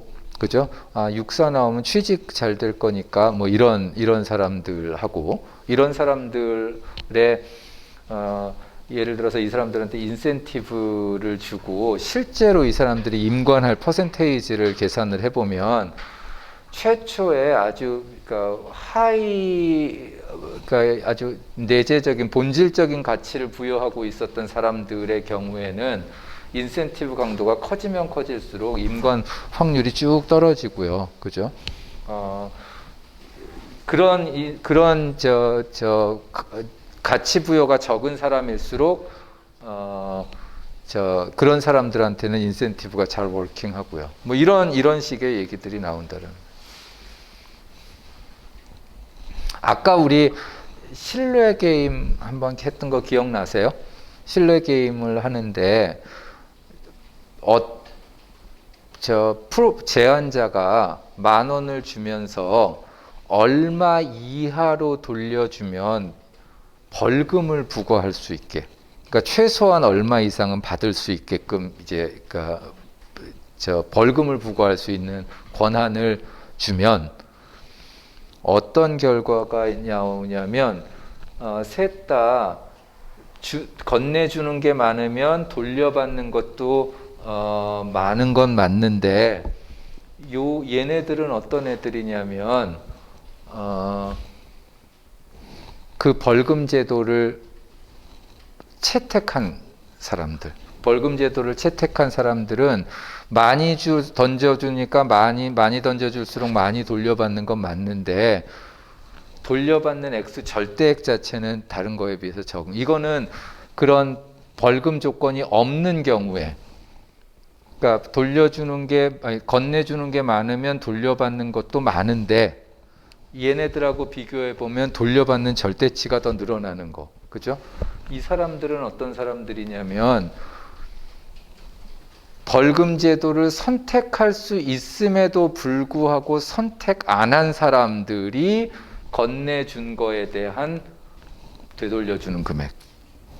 그러니까 보면 맨 마지막은 저 사람은 벌금 제도를 선택할 수 있음에도 불구하고 선택 안 하고 나를 믿고 돈을 건네준 사람에 대해서 돌려주는 금액을 생각해 보면 이게 보통 우리가 벌금 제도가 아예 없었을 때보다도 더 높아지더라는 거죠. 그러니까 사실 그런 신뢰라는 게, 그러니까 저기서의 키는 뭐냐면 그런 벌금 제도나 이런 제도 자체가 사람들의 도덕 감정에 되게 악영향을 미치는. 그러니까 사실 이 경우에는 벌금 제도를 도입한다라는 것 자체가 어떤 시그널을 탁 주는 거냐면 나 사실 너 못 믿겠어. 너가 돈 돌려주지 않을 것 같아. 그래서 나는 최소한 이만큼은 돌려받아야 되겠어. 라고 얘기한다면 나는 굉장히 상대방의 준 거에 대해서 호혜적으로 반응할 준비는 되어 있음에도 불구하고 상대방한테 그런 시그널이 딱 받아지는 순간 그 벌금에 대해서는 나는 되게 네거티브하게 반응할 수밖에 없다라는 얘기죠. 지금 마지막에 한 얘기가 때로는 도덕 감정이 존재한다라는 걸 무시할 때 제도가 상황을 악화시킬 수도 있다고요. 그러니까 진짜 사람들한테 도덕 감정이 존재하지 않는다면 제도가 워킹할 수도 있고 제도가 이 문제를 잘 해결할 수도 있을지는 모르겠는데 사람들은 도덕 감정이라는 게 완전히 사라지지는 않은 그러니까 그렇다는 걸 우리는 잘 알고 있단 그런 경우에라면 사람들의 도덕 감정을 필요로 하지 않는 어떤 제도나 정책이 그 사람들의 도덕 감정을 아예 사라지게 만드는 위험에 있을 수 있다는 거예요. 아까 벌금 문제와 마찬가지. 사실상 제도를 만들고자 하는 사람들은 도덕 감정이 없기 때문에 사람들한테 혹은 도덕 감정이 상황을 해결하는데 불충분하기 때문에 도덕 감정이 없어서 제도를 만들어야 된다라고 얘기를 할지는 모르겠지만 오히려 반대로 제도가 도덕 감정을 점점 사라지게 하는 걸 수도 있다는 거죠. 마이클 테일러라는 사회학자가 공동체주의자인데 그 사람이 홉스적인 어떤 그 국가관을 보고 하는 얘기가 뭐냐면 사람들이 이기적이어서 이걸 해결하기 위해서는 국가가 필요해서 국가가 나왔다는 식의 논리인데 오히려 반대라고. 사람들이 이기적이기 때문에 국가가 나온 게 아니라 국가가 너무 효율적으로 사람들 간의 갈등을 다 조절을 하기 때문에 사람들이 점점 갈등 조절 능력을 잃어버리는 거라고. 그러니까 사람들이 그러니까 도덕 감정이 없어서 제도가 불가피한 게 아니라 제도로 문제를 자꾸만 해결하려다 보니까 사람들의 도덕 감정이 점점 없어지더라는 거. 그래서 아주 멋있는 말이 저런 도덕 감정이나 윤리는 근육 같은 거라고. 그러니까 경제적인 자원은 쓰면 쓸수록 사라지는데 그래서 아껴 써야 되는 건데 도덕 감정이나 이런 윤리적 자원은 쓰면 쓸수록 강해지고 안 쓰면 안 쓸수록 없어지니까 이거는 아끼면 아낄수록 없어지는 거라고. 그러니까 제도가 도덕 감정을 아껴서 좀 더 다른 곳에 쓰고자 하는 그런 아껴 쓰게끔 만드는 이런 제도는 도덕 감정이 실제로 사람들한테 사라지게 만드는 요인이 되는 거죠. 그러니까 그러니까 서로 간에 갈등이 생길 때 그 갈등을 외부적인 요인이 계속 해결을 해주면 우리는 실제로 갈등을 해결할 필요가 없어지고 더 나아가서 우리가 갈등을 해결할 방법도 그러니까 능력도 방법 다 잃게 된다라는. 좋은 규칙이 좋은 시민을 대체한다라는 근대 프로젝트는 실패할 수밖에 없는데 왜냐하면 규칙이 모든 삶의 영역 아주 구체적으로 적용이 되면서 모든 삶의 영역을 다 규제할 수는 없기 때문에 그렇다는 거죠. 그렇다면 규칙이 포괄하지 못하는 부분들이 계속 남아있을 수밖에 없는데 그 부분에서는 좋은 시민의 역할들이 여전히 남아있을 거다라는 얘기입니다. 좀 더 나아가서 법과 제도 규칙이 도덕 감정을 몰아낸다면 우리는 점점 더 법과 제도에 의존해야 되고 그럴수록 도덕 감정이 점점 사라지게 되는 악순환에 처할 수 있게 된다는 거죠. 그러면 제도냐 도덕 감정 중에서 하나를 선택하자는 말씀이냐? 그거는 아닐 거고요. 뭐 정답은 있는데 그게 뭔지는 모르는. 그러니까 뭐냐면 대체 관계에 있는 도덕 감정과 대체 관계에 있는 어떤 제도가 아니라 보완 관계에 있는 제도를 설정하려면 어떻게 해야 되나를 한번 생각해 보는 거. 그렇다면 첫 번째 아까 그러니까 약속에 늦게 들어오는 친구들이 있다. 그 친구를 어떻게 설득할 거냐? 설득만으로는 너무 피곤하고요. 그죠? 벌금은 방금 얘기한 대로 이러저러한 문제가 있고요.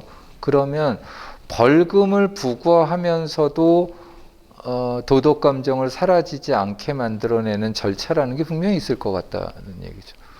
그러니까 그 벌금을 만들어내는 이유를 우리가 같이 논의를 하고, 그러니까 사실 우리는 외부에서 벌금이 때려질 때 하고 우리가 논의한 결과로 벌금을 만들어내는 거하고 또 우리가 다르게 반응을 할 수도 있으니까. 왜냐하면 그 만드는 과정 속에서 우리는 충분히 숙고하고 충분히 우리는 사고할 거니까. 그러니까 그런 규칙을 만들어 나가는, 규칙을 누가 만들 거냐도 되게 중요할 거고 규칙을 누가 강제할 거냐도 중요할 거고 그런 거 하나하나까지 우리는 다 신경을 써서 만들어야 되는 게 규칙일 거다. 이런 생각이 드는 거죠. 이건 진짜 답이 없는 얘기입니다. 마지막 얘기고요. 뭐 요 마지막 페이지인데 요새처럼 최근 몇 년처럼 공동체에 대한 관심이 막 고조되는 상황은 없었던 것 같아요. 그러니까 사람들이 사실 많이 지쳐서 그럴 수도 있고. 그런데 그 공동체 제가 얼마 전에 어떤 저 사람들한테 설문조사를 보는데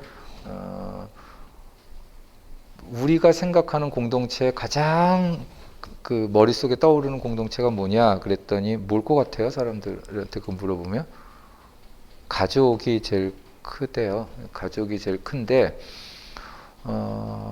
그게 참 양날인 거지. 공동체를 우리가 사고할 때. 그러니까 사실 우리가 공동체라는 걸 사고하는 게 아까 이 나를 인격적으로 구속하고 모든 게 태어나면서 결정되고 뭐 이래저래 간섭하고 뭐 이런 거로부터 사람들이 소위 말하는 해방된 게 공동체로부터 개인이 해방되는 거 과정인데 소속감 필요하고 연대감 필요하고 그렇다 그래서 옛날로 돌아가면 그거는 사실 가족이 되게 아련한 단어인 건 맞는데 우리가 사실 굉장히 피곤할 때 가족이 생각되는 것도 맞는데 가족만큼 답 없는 동네도 없잖아요. 사실 개선 안 되는 동네도 없는 거. 모든 폭력의 온상이 가족이라는 이름으로도 이루어질 수 있는 거. 그러니까 실제로 얼마 전에 이제 타겐 알레시나라는 경제학자가 있는데 그 경제학자는 아까 얘기한 그 월드 밸류 서베이나 이런 걸 갖고 뭐를 했냐면 부모는 자식은 부모를 공경해야 된다라는 거에 대해서 얼마나 동의하나, 부모는 자기를 희생해서라도 자식의 성공을 위해서 이러저러한 일을 해야 된다, 뭐 얼마나 동의하나 이런 거를 갖고 사람들의 여부를 그런 거에 응답을 가지고 얼마나 가족 간의 유대가 끈끈한지의 척도를 사람들한테 쭉 한번 만들었어요.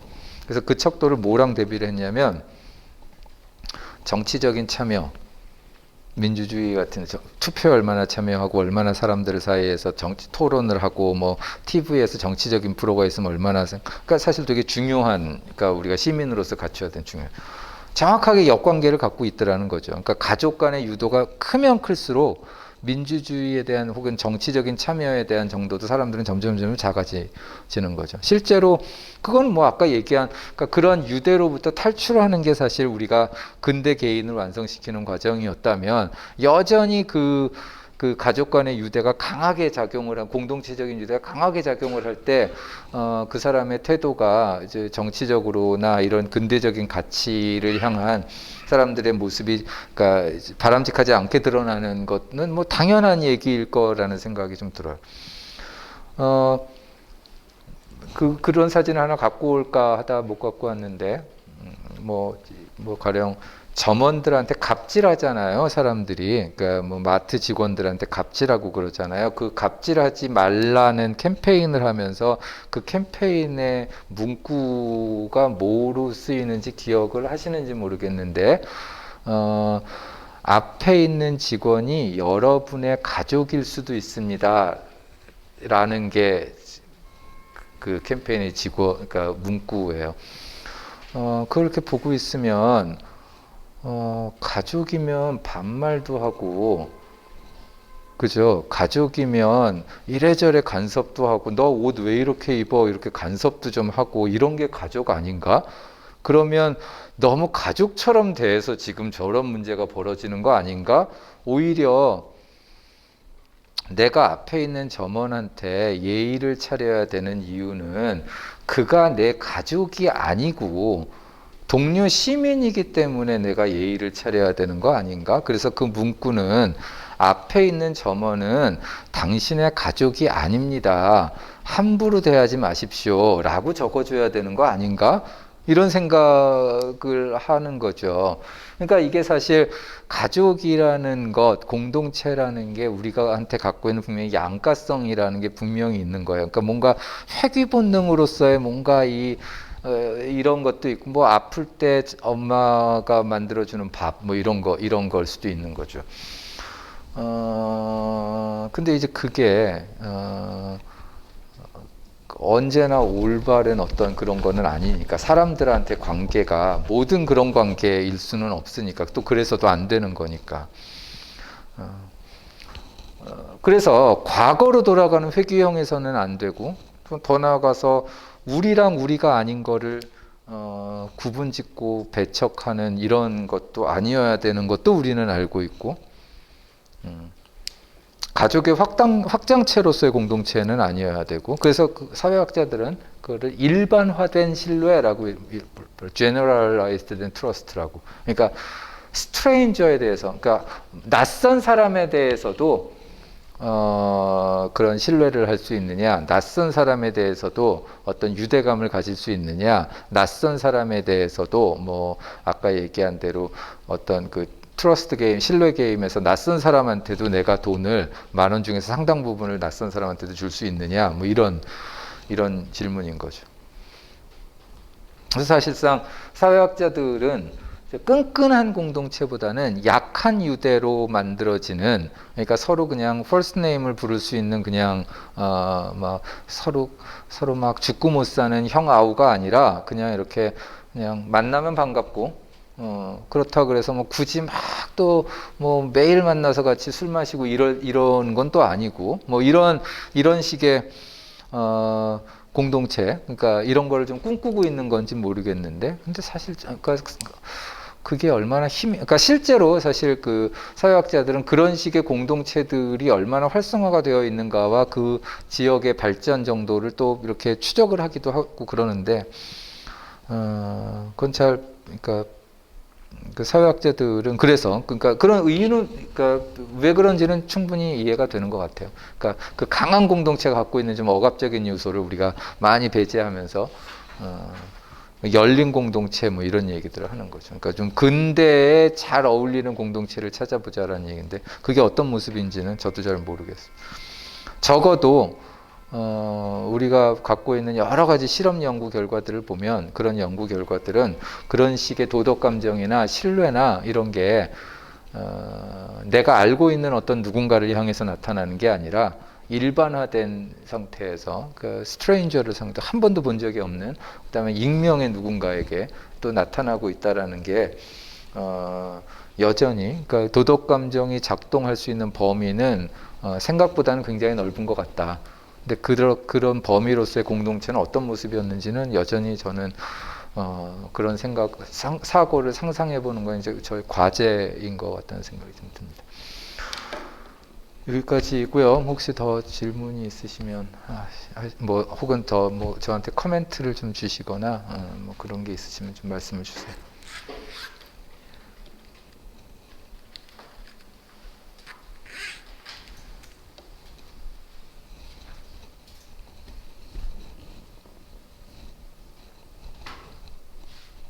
아까 전원 얘기하셨잖아요.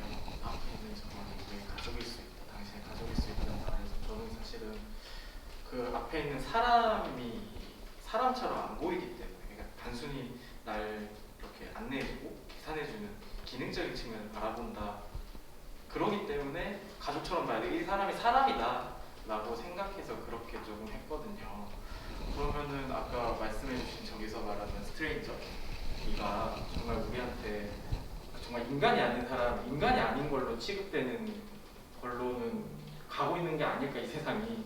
그러니까 점점 아까 말하는 도덕 감정보다는 명확한 규칙, 항상 적용할 수 있는 어떤 원칙에 대해서 사람들이 좀 더 집착하고 좀 그런 사회로 가고 있는 것 같아가지고, 그러면은 아까 이제 도덕 감정을 다시 불러와서 이제 협업할 수 있는 걸 찾아야겠다, 보완할 수 있는 어떤 것을 찾아야 된다라는 거랑 좀 많이 어려울 것 같다라는 생각이 들었거든요. 그래서 저는 도덕 감정이 아예 사라지지 않았는데 그 문제가 있는 사회보단 좀 더 그래도 규칙이라도 조금 더 명확하게 있는 사회가 그나마 내가 사는 데는 낫지 않을까라는 생각을 하게 될 것 같아요. 이번 수업을 들으면서 좀 고민이 됩니다, 이게. 그게 사실 그러니까 우리가 생각하기로 그러니까 저 스트레인저까지 확장된다라는 얘기는 뭐냐면 사실 그 얘기는 스트레인저도 나와 같은 사람이라는 인식에 도달할 걸 요구하는 거죠, 그죠? 그러니까 그러니까 뭐 시리아에서 어떤 일이 일어났을 때 그거 그냥 먼데 나타난 뉴스거리가 아니라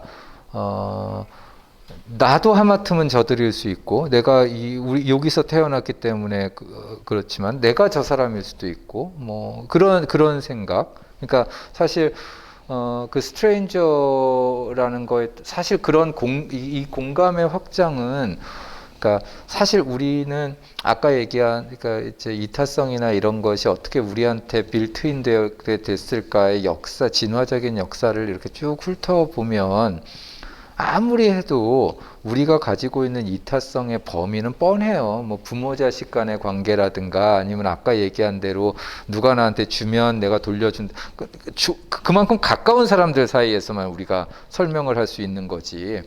확장하는 거에 대해서는 그러니까 사실 그거는 특히나 저게 확장이 돼야 될 만큼 큰 사회에 살기 시작한 지 얼마 되지도 않았죠. 그 다음에 잘 생각을 해보면 보통 선거권이 어떻게 확대됐는가를 과정을 생각을 해보면 누구나 동일한 참여를 할 수 있는 동등한 인간이라는 인식에 도달하는 거는 굉장히 최근 얘기잖아요. 그죠? 그 다음에 여전히 사람들은 이러저러한 이유로 사람들의 차별을 또 정당화하잖아요. 뭐 종교적인 이유로 혹은 뭐 여러 가지 기타 이유로 그러니까 사람들을 차별하는 걸 또 정당화하기도 한단 말이죠. 그래서 그들도 나와 같다라는 얘기를 하는 거에 기본은 역지사지가 가능한 걸 것 같고 그 유일한 방법일 것 같고 그래서 그들도 나와 다름없음을 계속 확인하는 거 이거는 자연스러운 과정은 아니라는 생각이 들어요. 그러니까 되게 노력과 잘 생각해 보면 지금 너무 당연하지만 여성이 투표권을 갖기 시작한 지가 얼마나 됐나를 생각을 해보면 이것도 설득과 뭐 투쟁과 뭐 이래야 되는 그러니까 얼굴색이 다른 거에 대해서 사람들이 적용을 하는 것도 마찬가지고 그러니까 지금 생각해보면 굉장히 간단한 얘기일 것 같은데 이게 도달되는 과정을 늘 생각을 해보면 그러니까 이게 역지사지라든가 이 보편화된 확장이라는 게 자연스러운 과정은 아니고 그러니까 공감의 확대도 계속 노력을 하고 그러니까 싸워 나가야 되는 건 맞아요.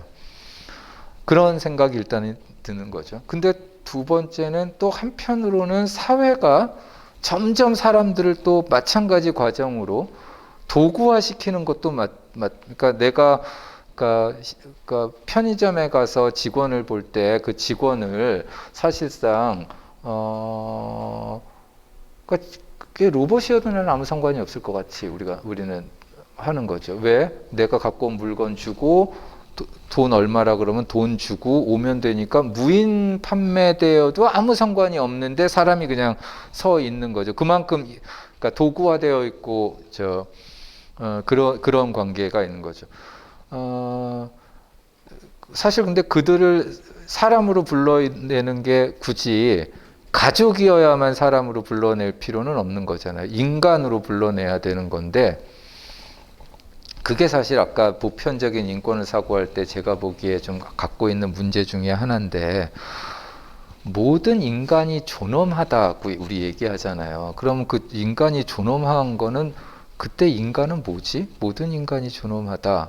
그 인간은 뭐지? 그러니까 우리는 그러면서 그 존엄을 얘기할 때 어떤 합의가 되어 있냐면 존엄에는 성별이 문제가 안 되니까 성별 제거했어요. 그죠? 얼굴색이 문제가 안 되니까 얼굴색 제거했어요. 종교가 문제가 안 되니까 종교는 제거했어요. 신분고하가 문제가 안 되니까 신분고하를 다 제거했어요. 가까운 사람한테는 존엄이고 멀리 있는 사람은 존엄 안 하고 이거 아니니까 친소관계 다 제거했어요. 다 제거하고 나면 남아있는 거는 뭘까? 응? 그 사람한테 남아있는 건 뭘까? 우리가 사실 보통 명사로 man이라고 얘기하는 게 그죠? 그러면 그건 뭘까? 그게 이제 사실 몸뚱아리만 남는다라는 얘기가 거기서 나오는 얘기인 것 같아요. 구체화되지 않은. 그러니까 사실 어떻게 보면 존엄이라는 게 굉장히 보면 힘 없는 개념일 수도 있는 거죠. 그렇게 몸뚱아리만 남아있으면 그렇게 우리가 모든 구체적인 특성들을 다 제거하고 몸뚱아리만 남아있으면 그런 몸뚱아리만 남아있는 그 존재를 우리가 그 육체를 우리가 존엄하다고 부여하고 존중해야 되는 이유는 뭐지? 아까 얘기한 대로 진짜 그거는 영혼도 없는 어떤 그 무인 자판기 같은 것만 남은 거 아닌가? 뭐가 달라지지라고 생각하는. 그죠? 그러니까 지금 우리가 갖고 있는 그 보편화된 인권의 확대가 어쩌면 그 존엄이라는 게 그런 이 딜레마에 있는 걸지도 몰라. 그러면 우리는 거기다 그래서 사실 그러면 거기에 약간의 인간적인 특성을 좀 집어넣어 보면 존엄해지는 거죠. 그러니까 사실 가만 생각해 보면 뭐가 더 나은지 잘 모르겠는 거예요. 제호가 존엄한 거는 그가 고통을 느끼는 존재여서 존엄한 건지 그러면 세상에 그런 존재는 굉장히 많은데 그죠?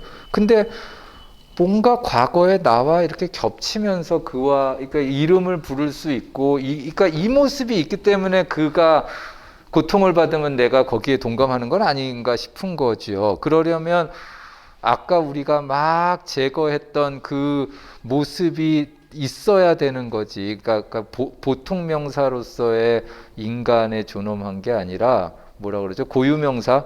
그가 갖고 있는 고유성이 있기 때문에. 근데 그러다 보면 또 반대로 쭉 들어가면 거기에는 대구에 살고 있고 뭐 20대 후반이며 뭐 어느 학교를 나왔으며 이런 게 막 쭉 들어가기 시작을 하면 아까 우리가 보편적인 차별하려고 제거했던 게 또 들어가. 그러니까 사실 인간이 왜 존엄한가부터 부터 걸리는 문제인 것 같아요. 아까 그 문제가. 예. 그래서 이게 뭐 답이 없다는 얘기를. 그래서 그러니까 그게 접근법에 의해서 완전히 다른 것 같다는 거죠. 그러니까 뭐 예를 들어서 환대 이런 거 말씀하시는 분들은 아예 그런 보편적인 접근을 안 하시는. 그러니까 어떠한 모습이어도 그에게 자리를 마련해 주는 게 중요하지. 그가 가지고 있는 모든 특성들을 다 발가벗겨서 육체만 가지고 와서 와 이거 정말 존엄하다 이거는 의미 없는 거. 그러니까 내가 어떤 행색을 갖고 와도 내 자리가 있는 게 중요하지. 어? 내가 사실상 다 벗고 나는데 너랑 나랑 다를 거 하나도 없잖아. 이건 별로 중요한 것 같지 않다는 문제의식인 거죠. 그죠? 그러면 우리는 차별하지 않으면서 그가 가지고 있는 고유성을 그대로 가지고 있으면서 그 자리를 마련해 줄 수 있는 게 그런 문제의식이 아닐까 싶은 거죠. 근데 그런 문제의식이 사실 다시 얘기되기 시작한 게 얼마 안 되는 것 같아요. 그 전만 해도 우리는 되게 그러니까 뭐 남녀 평등을 얘기하더라도 뭐 사실상 여성이 남성과 다를 바 없다라는 걸 얘기했을 때도 있었고 다르지만 서로 존중받아야 된다라는 걸 얘기하는 시대도 있는 거고 뭐 이런 게 사실 논의의 그러니까 그러면 아까 얘기한 그 점원에 대한 존중도 인간에 대한 존중도 중요하지만 그냥 중간에 우리가 눈웃음이라도 칠 수 있는 그런 사이여서 더 소중하면 그러면 더 좋지 않을까 하는 생각 드는 거죠.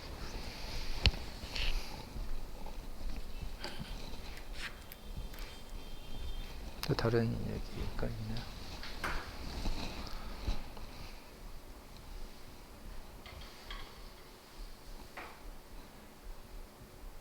마칠까요? 질문 더 없으시죠? 한 2시간 동안 강의해 주신 교수님께 하나